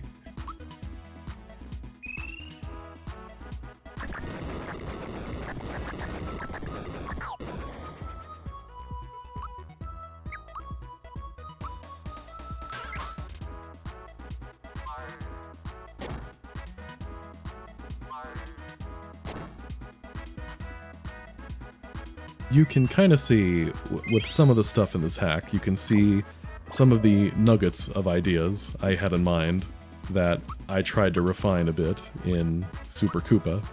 Like the idea of the ghost house here. I feel like this version of the ghost house is kind of generic. There's not that much happening here, but I think it came together a lot better in Super Koopa. Do I have any opinion on the old Doom games?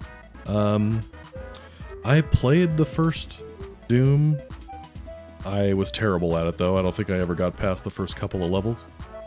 But I do know that the true measure of a computer is if that computer can run Doom.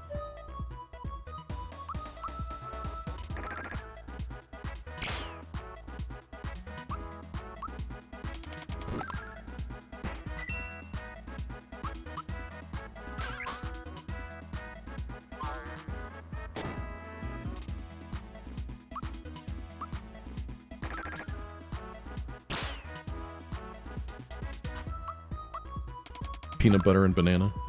Okay, okay.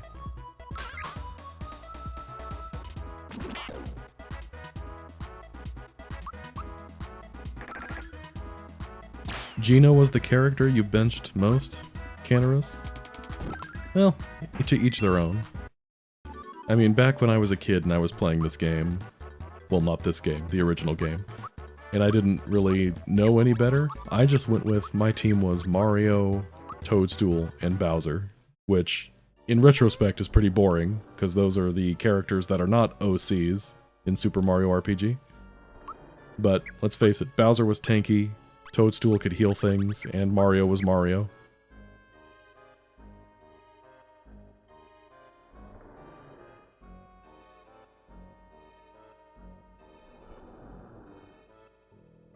The Tsar Dragon is back.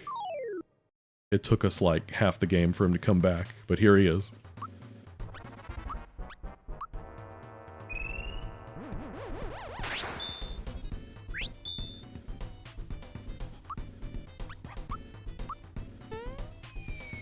Have I ever toasted my PB&J?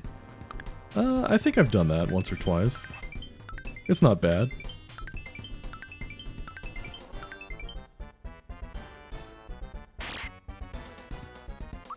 Is there a way in ROM hacks to have Mario's party slot switch out? Yes, there is. That was a thing that I found out about just this last year, actually. If I had known about that before, I might have tried to implement that in Super Koopa RPG, but at this point, it's a pretty substantial change, and I'm afraid it's going to break something. So yeah, probably not going to add that into that anytime soon. But yes, that one ROM hack I'm working on, the roguelike one, that's going to be one of the features, is you can switch out your first party slot.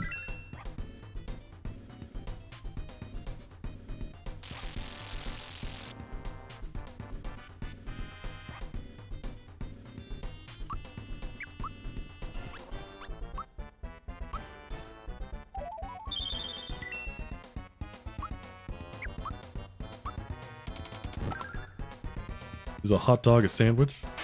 I don't think so. Why would a hot dog be a sandwich?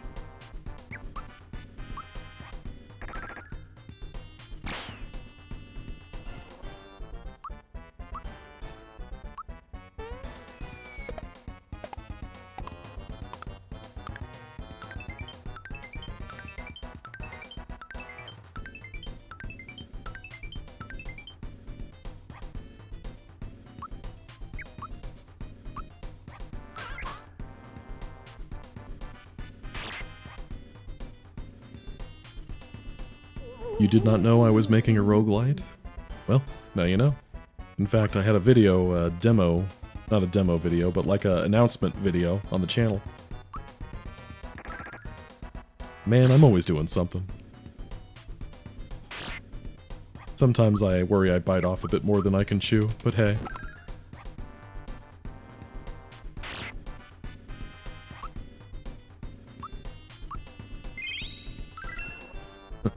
Yeah, I know there's been those debates around the internet for years about, you know, what's a sandwich, what's a hot dog, what's a taco, that kind of stuff.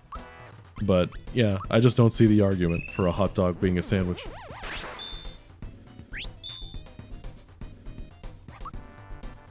I mean, even a taco, a taco's made with a tortilla, which is fundamentally different from bread, so tacos and hot dogs are not the same thing.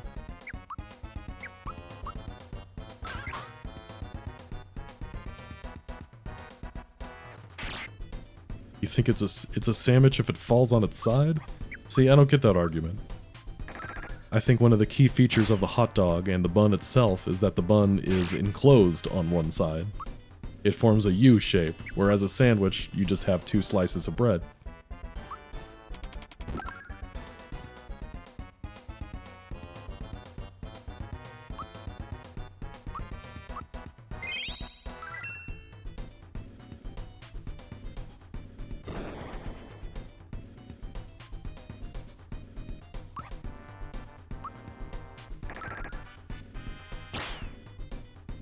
A filling between two pieces of bread.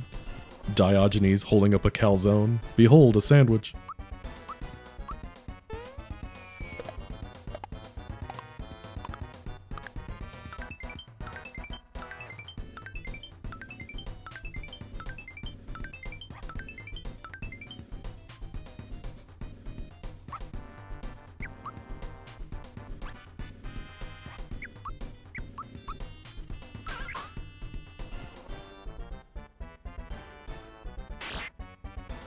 I can see that this is a very important subject for you guys.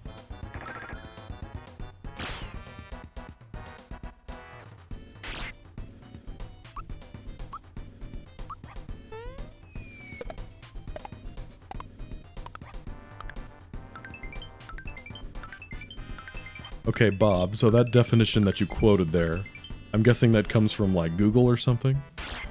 Do you ever imagine that when you Google something, just based on what you've typed in, even though Google is a machine, can you just imagine Google sighing? Google, is a hot dog a sandwich? Again?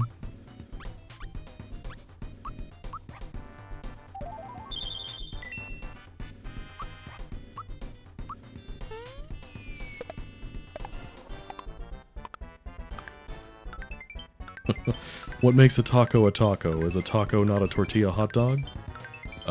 Diogenes holding up a Taco Bell Mexican pizza. Behold, a sandwich.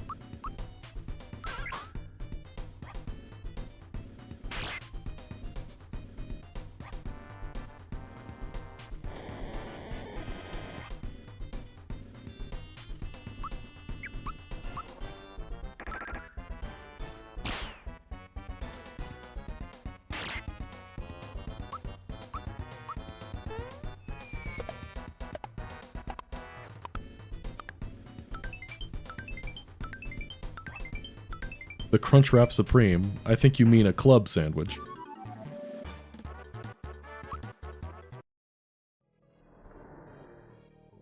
Alright, there's another boss down.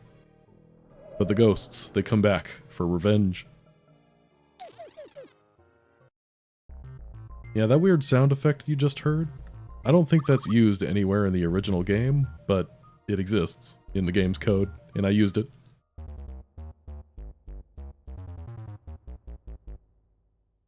Just ignore the fact that these two seem to be kind of phasing through the bars. Don't think too hard about that.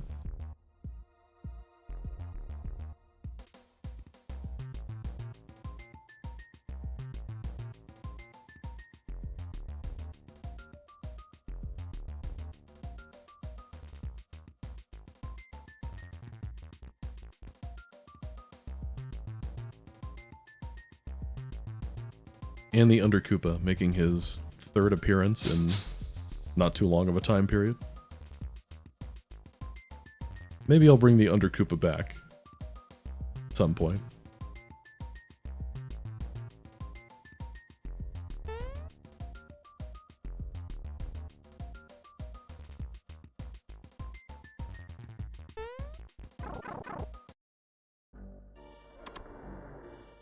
Okay, now that we've beaten the ghosts...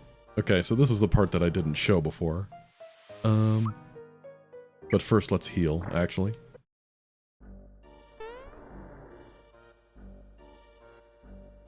I think there's only one more screen after this before we get back to the world map, but still, don't take any chances. It's a ROM hack, you never know what's gonna surprise you.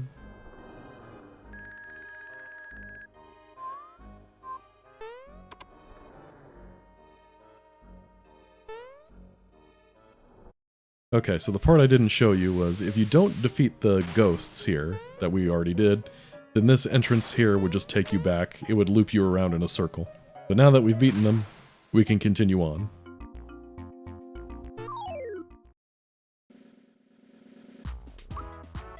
Is a bagel a sandwich if it naturally has two halves?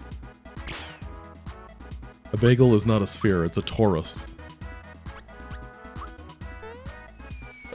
But, I guess bread doesn't really naturally come in slices either, so does that count?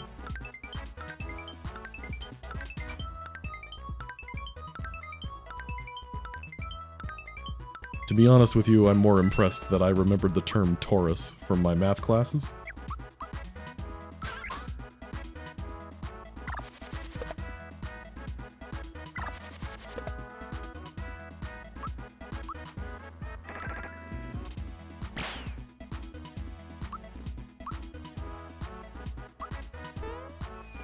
The semicircle was invented by John Semicircle back in the 1800s when he tried to draw a circle and then got distracted halfway through.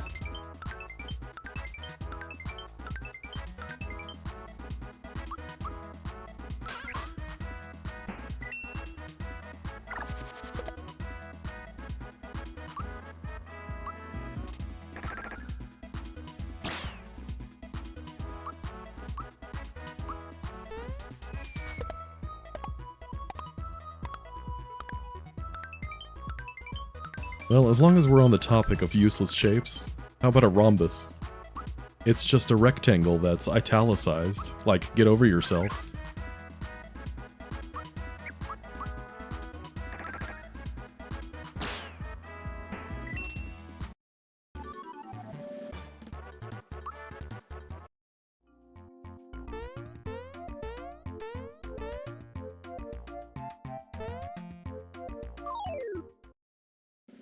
Poor John Dodecahedron. I had to write a report on him back in calculus. A rhombus saved my uncle. Okay. Okay, that wasn't bad.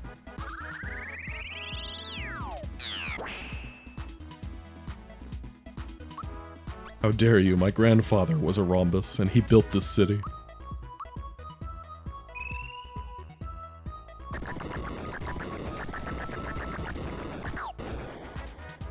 Parallelogram with an identity crisis. See, you get it. That's what I'm talking about.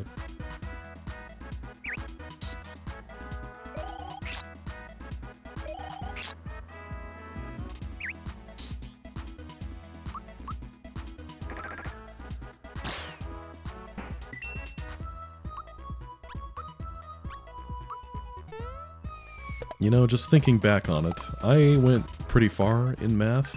I took calculus when I was in high school, and I took a couple of upper-level math classes when I was in college, too, when I was still trying to figure out what I wanted to major in. Spoiler alert, I did not major in math. But, yeah, I'm trying to think of any time since graduating college and being an adult, trying to think of any instance where I've used anything I've learned in any of those math classes, and nothing's ringing a bell.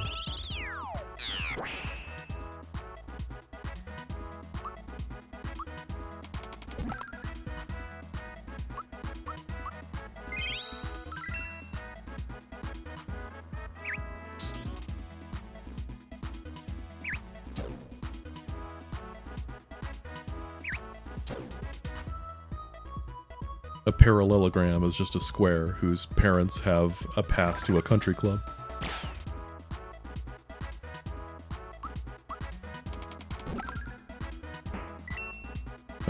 Calculating 2 RN hit rates in Fire Emblem. And that's really easy math. If the enemy has a 1% chance to crit, it'll happen. I didn't need a math class to know that. Yeah, I'm gonna be honest, when I need to calculate damage in Mario RPG, I just use Pidge's website. She has a website where you can enter in any ally, any equipment, any stat gains, any level, against any enemy, and it'll calculate exactly how much damage you do.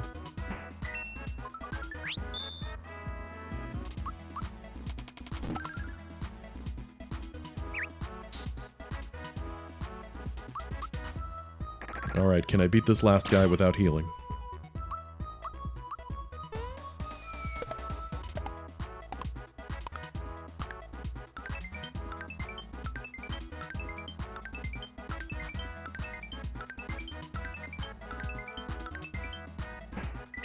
There we go. Now let's get out of here.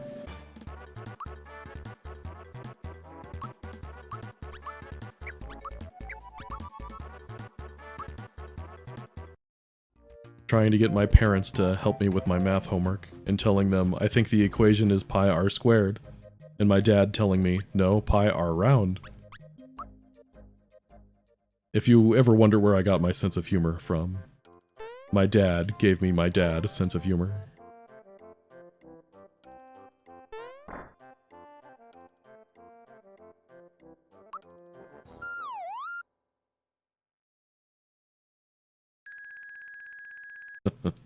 I would take a Super Mario RPG math class. Actually, no, I probably wouldn't. But hey, I did back when I was in 4th grade, and our school had us do the computer lab thing once a week. I learned how to type thanks to Mario Teaches Typing. One of the first Mario games I ever played. Let's save. Wait, no, we just did that. What am I thinking?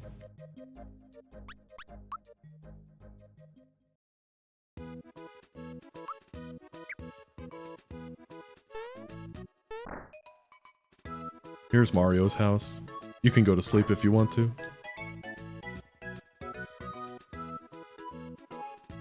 And Toad's telling us, yeah, you can break into Mario's house and use his bed. That's cool.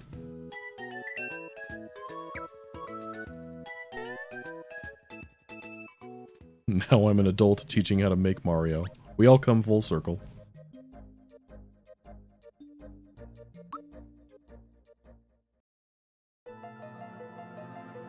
Okay, here we are at Bowser's Castle. Which, I don't know, I guess is kind of a big deal. Actually, before we do that, we got all 3 flags for the flag thing. The 3 Musty Fears. So let's go collect that.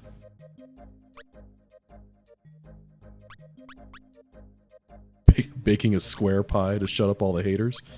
You should bake a rhombus pie. I think that'd be even more impressive.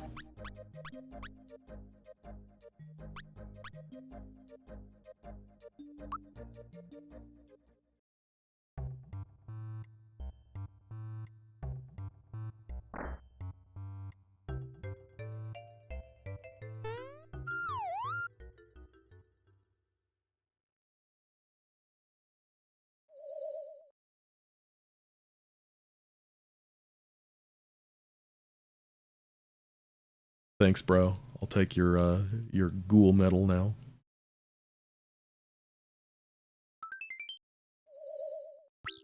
Don't forget what we told you.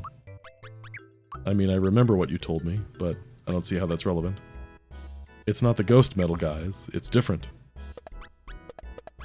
But it does the exact same thing.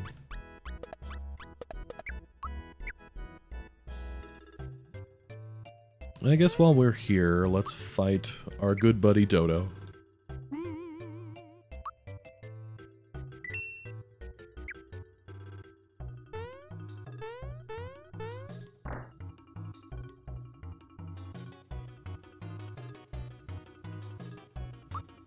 Would I ever go underwater cave diving? I guess that depends on how big the underwater and how big the cave. I'm a pretty tall guy, so it's not exactly easy for me to get in cramped spaces.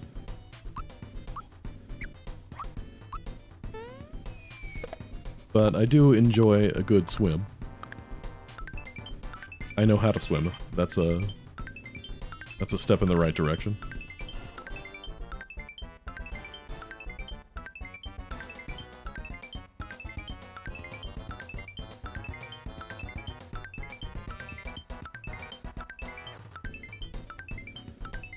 I've lost count of how many I've done at this point, but this seems like a pretty good...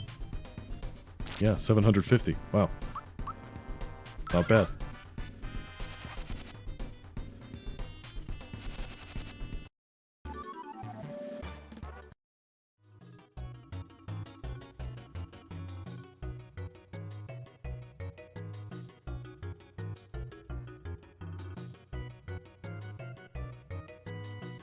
Yeah, don't ask me why Dodo talks in this game. I don't think I ever came up with a reason for that. Nothing personnel, kid.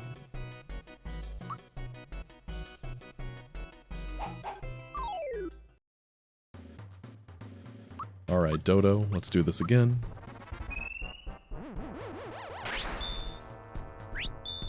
Yeah, cramped spaces. I don't think I quite have claustrophobia, but I definitely don't like cramped spaces.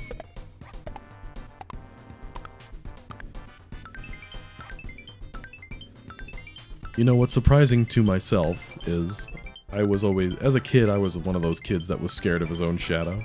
But oddly enough, I'm not scared of heights. I've been doing stuff like zip lining and I've been to the Grand Canyon, stuff like that, and I don't know, heights just don't bother me.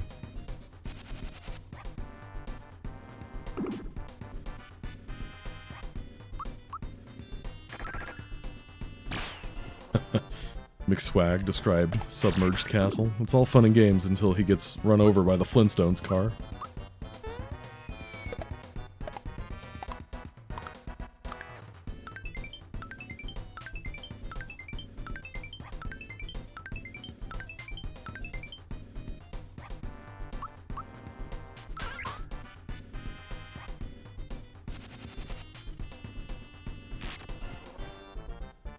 Flutterhush is funny to me, just because of the animation that allies have when they're muted, is they just kind of slump over. So Flutterhush looks like Dodo just kind of flutters right in front of you and it makes you sad.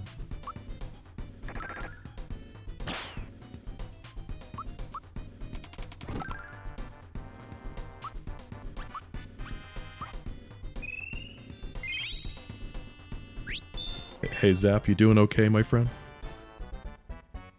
My wife is a therapist if you need somebody to talk to about this.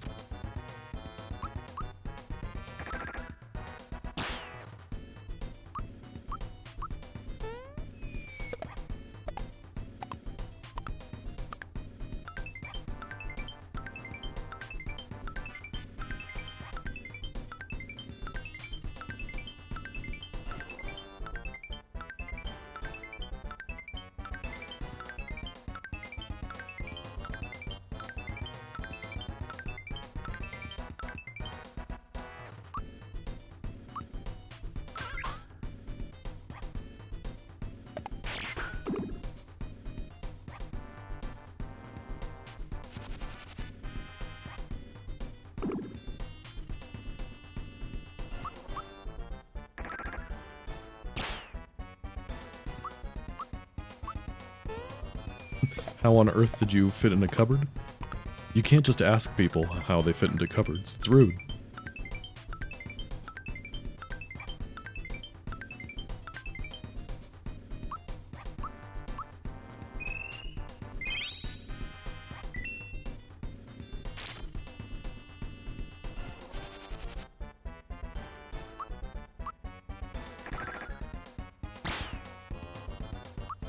You've heard of the Indian in the cupboard. Now get ready for the Zap in the cupboard.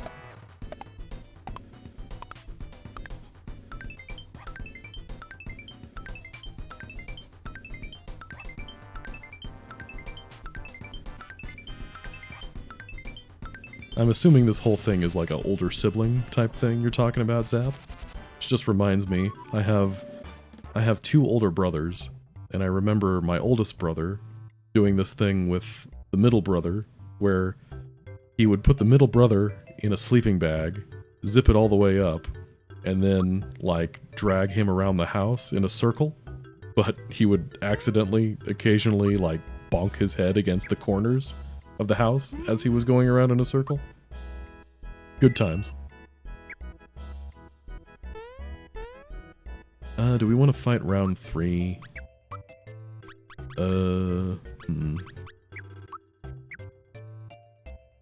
Maybe we can give it a try? Well, let's get some more maple syrups and stuff.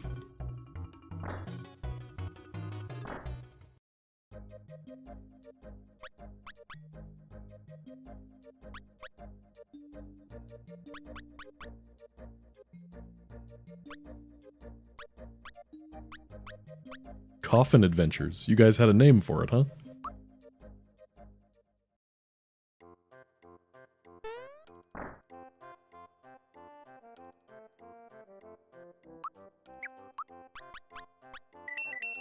Well, there you go. Yeah, growing up with two older brothers, watching the oldest brother beat up on the middle brother just kind of taught me to... It taught me how to stay out of the way.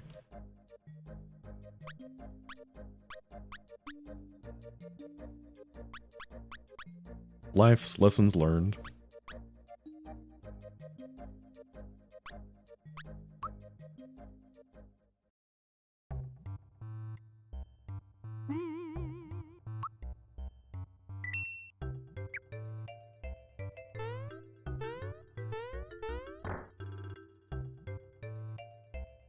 Okay, Boomer. Okay, so continuing the lore that I made up. Yes, this is what Boomer was doing before he joined the Koopa Troop and became the sentry of Bowser's Castle. He was training in the dojo. And so was Dodo, apparently? I don't know, guys. I think there came a point in this game's development where I just wanted to have Dodo in here somewhere, because who doesn't love Dodo?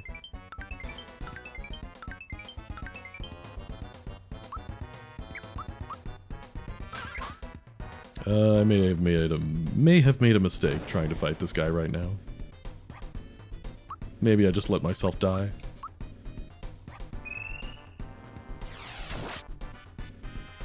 Hey, random user, good to see ya. Why is the palette on the banners for the world map messed up? An excellent question. So, back in the day when I first made this, one of the issues that the early ROM hacking tools had was that it would change things that you didn't even edit. I don't really know a better way to say that, but like, you'd go into one editor and you'd change one thing, and it would somehow change other completely unrelated things. And you often wouldn't know what that thing is until you just happen to come across it. And the banners for the world map, the palette's one of those things, where even though there was no way to edit it back in those days, there's something about how I edited something else that made that change.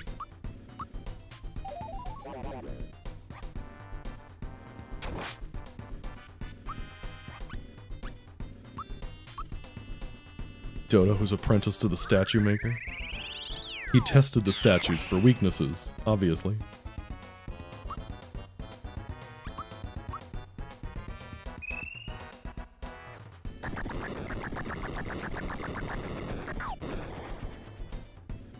Yeah, modern Lazy Shell has ways where you can... It has an editor where you can edit the palette of the world map banner, but this hack is so buggy at this point that I can't really use Lazy Shell to do much of anything in it anymore.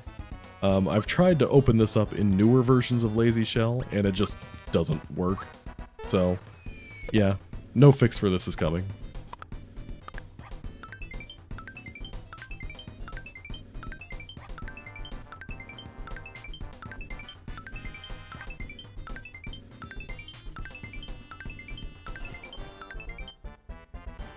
Okay, Boomer, why are you taking so long to kill me?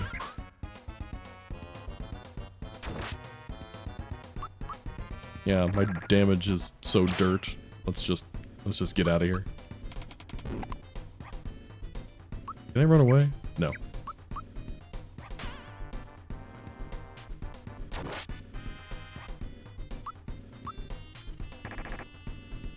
This fight'll take forever if I actually try to get through it.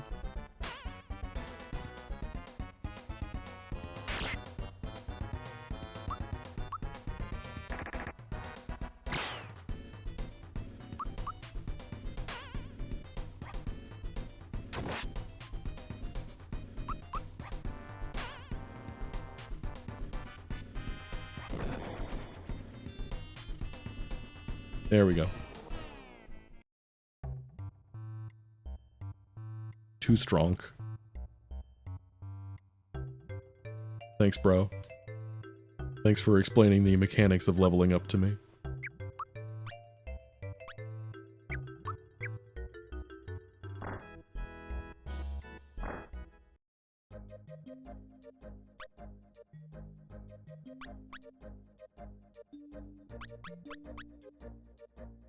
Okay, now let's go to, well...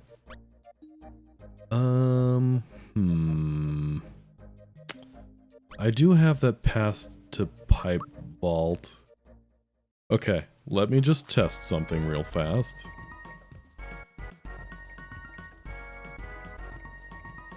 Let's see if Mileaxe makes its 4th appearance.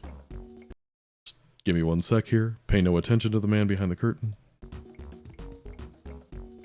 Okay, let's see if it comes back. Okay, it's not here. That's a good sign.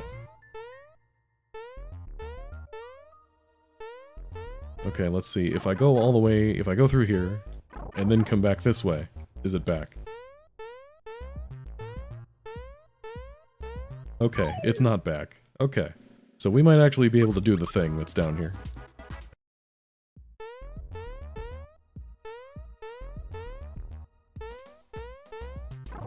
Hopefully. Ow.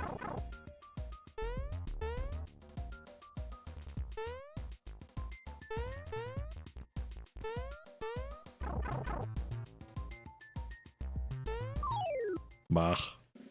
Piranhas.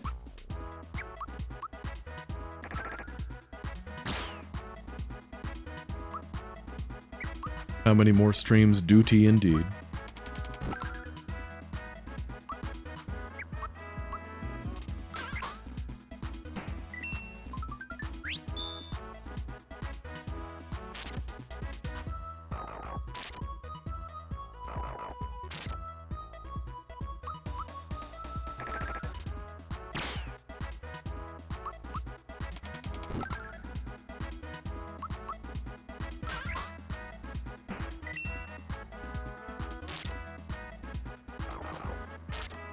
I'm assuming you were going to ask how many more streams there's going to be of this hack. Yeah, how many more streams do I think there will be of this one? We're actually getting decently close to the end. I think there's Bowser's Keep.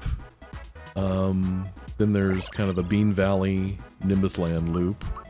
And then that leads to the factory. But Bowser's Keep has quite the gauntlet with the 6 doors. And then the factory itself also has a boss battle gauntlet. Plus there's some extra stuff we still haven't done yet, extra boss fights and whatnot. So I'm gonna say at least 2, maybe 3 more streams of this.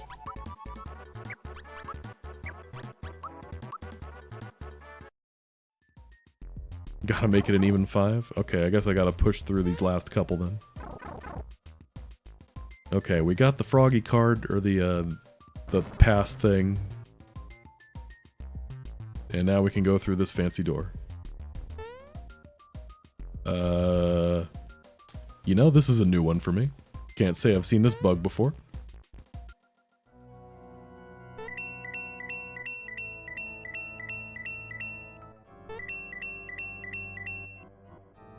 What, did I not want to appear? Is there a bug or something? Yeah, so last week's stream, I had to fight the boss of this place twice because he reappeared for some reason after I beat him. Okay, we get the key to Birdo, and then we have to fight Birdo. The eyes are protecting Birdo. Hopefully we're a high enough level to beat this bird. Why is she called Birdo, when nothing about her is bird-like?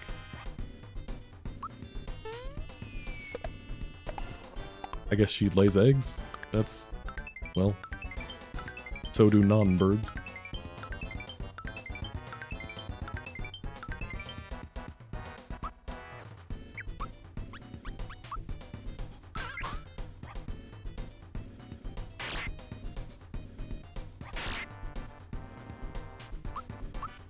Let's make sure the whole party's beefed up here.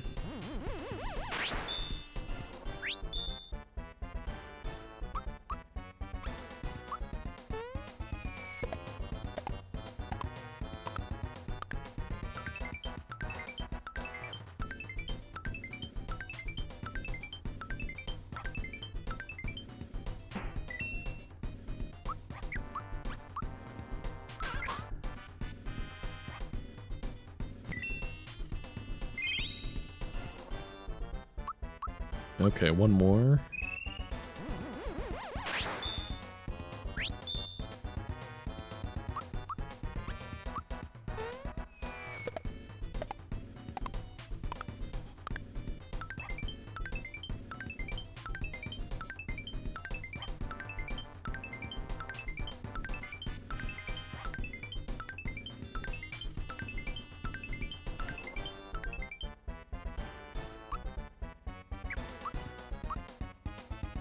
So, I have one of those baby monitors here.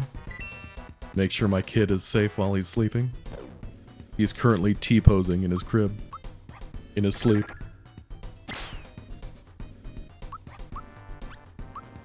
Establish dominance, even while you sleep.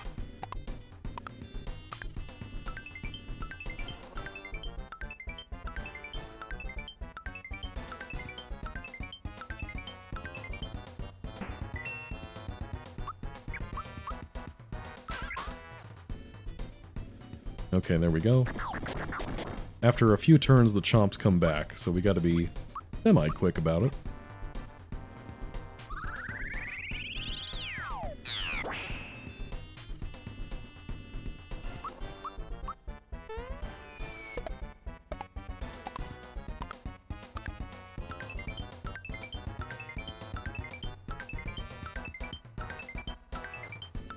He was afflicted with scarecrow status. Yes.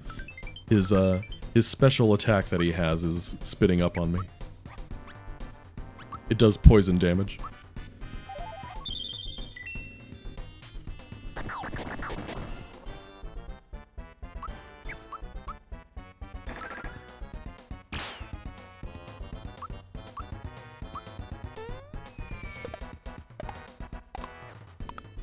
Is Birdo a sandwich? Dang it, Malo.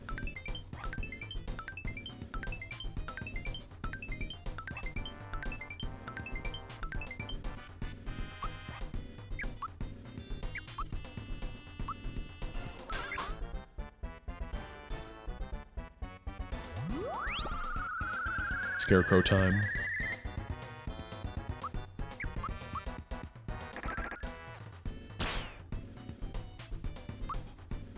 No, I mean, Birdo is actually a human, because Birdo is a featherless biped.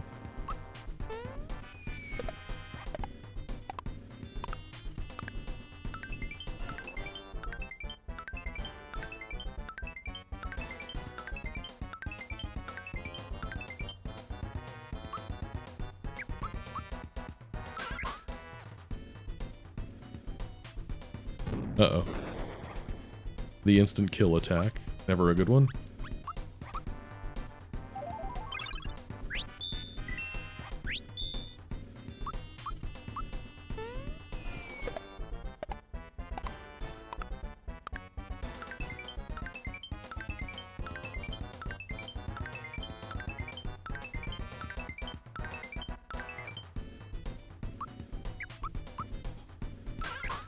Birdo is a thick girl.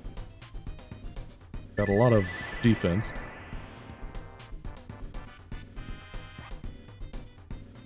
The Chomp Chomps are back.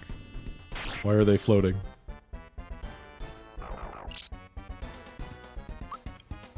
Wow, I am almost dead.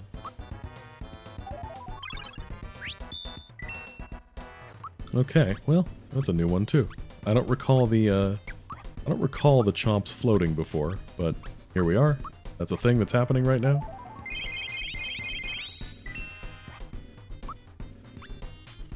I'm afraid to attack this one.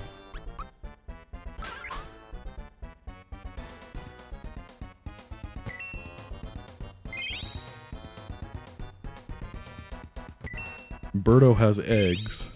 An egg salad sandwich. Okay. I mean, presumably Birdo has 2 buns. You know what I mean? But didn't Mario Kart Double Dash, or no, maybe it was Mario Tennis. One of those games tried to establish that Birdo and Yoshi were like a couple.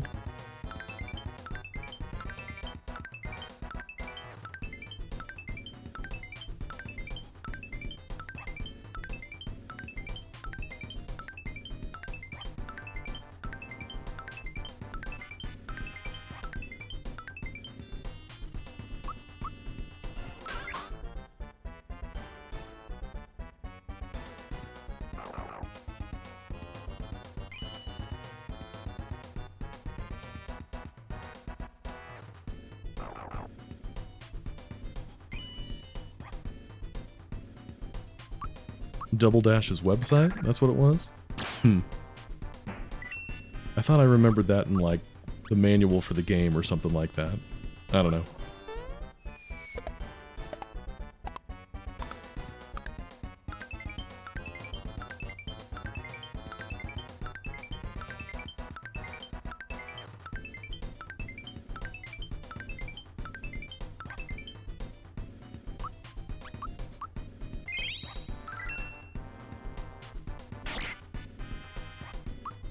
Does Birdo know how to babysit? I guess she does have her little egg children? Children? Question mark? That she can, that can participate in the fight with her if you defend yourself. But then again, she shoots the eggs at you with the intent of having them blow up on you. So, I don't know how fit she is for parenthood.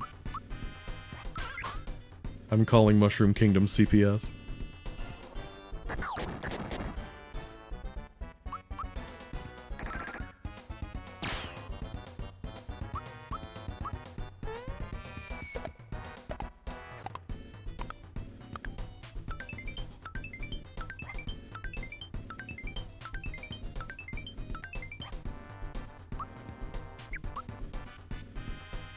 Alright, Birdo, how much HP do you have?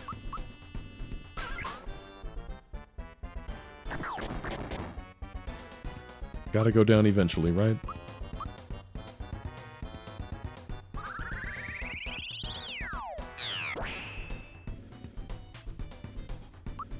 A slider is just... Well, here's the thing. I think hamburgers actually are sandwiches. And I'm not even being facetious about that. I think a burger is a sandwich.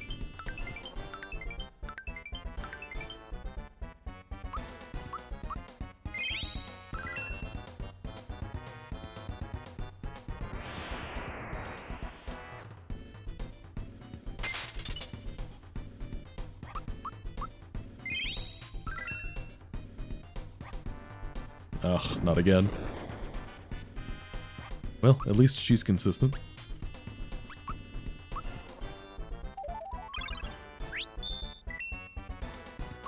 Burger is a subspecies of sandwich.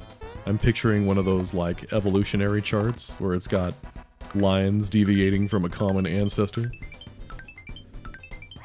Burgers and tacos have lines leading back to a sandwich.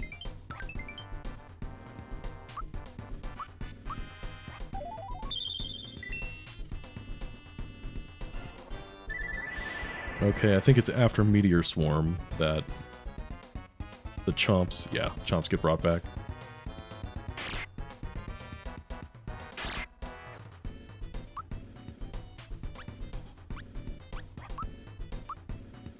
Burritos are classified as sandwiches in New York. That sounds like a New York thing to do. The sandwich topic will come back to haunt me in the future. It's haunting me now.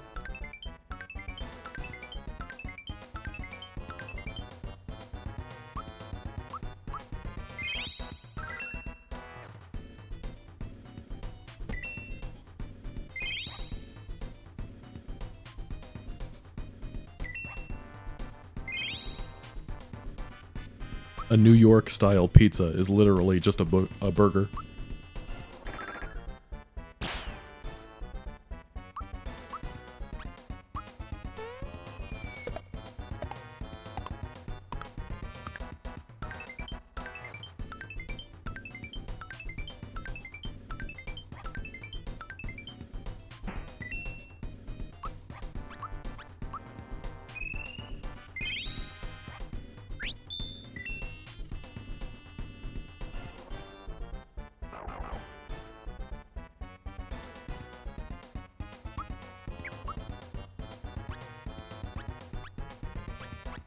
Folded New York-style pizza is just a sandwich.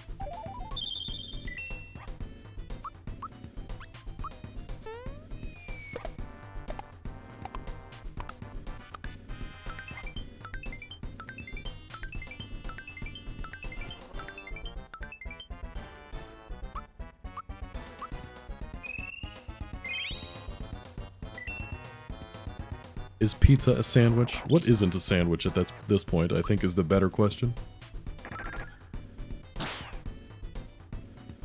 I'm waiting for some circular logic where somehow a sandwich isn't even a sandwich anymore.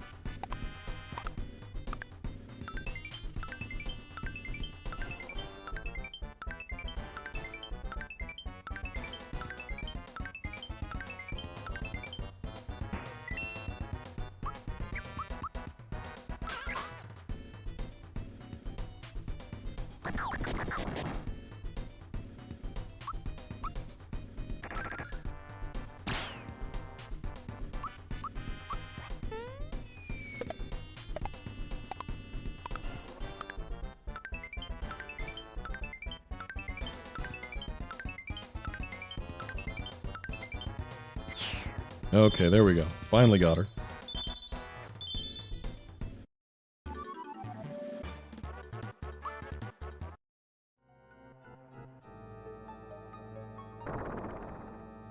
A sandwich is a way of life. We're all sandwiches, man. In this brotherhood of sandwiches we call humankind.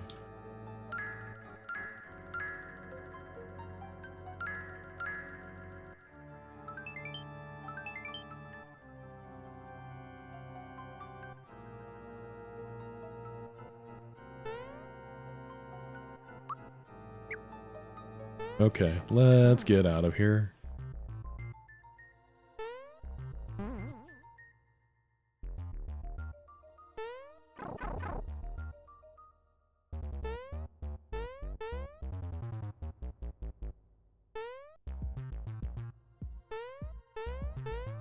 Okay, smile, Axe. Please don't be back. Please don't be back. Didn't want to fight you anyway. Ouch.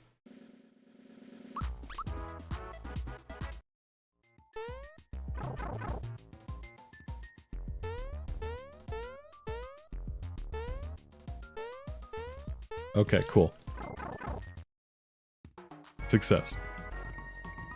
Alright, let's go buy some stuff before we make the assault on Bowser's Keep.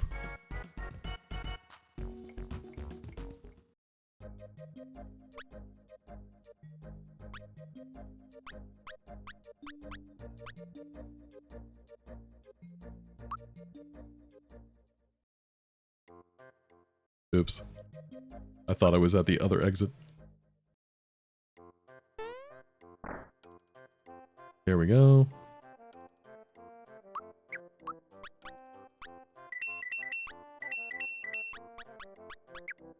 Good enough for now. Probably don't need that. Okay, that's good enough for now. You know, I want to say that entering the basement crashes the game, but I don't remember for sure.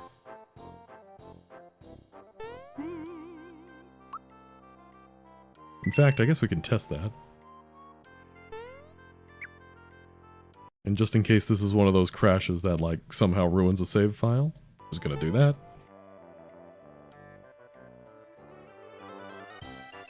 Is the watercolor intended? What do you mean, watercolor? Oh, you mean like in the tadpole pond area? Yeah, that's intended, because it's supposed to be a chocolate lake. Okay, is this gonna crash? Oh no. Well, that's how I fixed this. I just made it so you can't go down there. I'm a genius.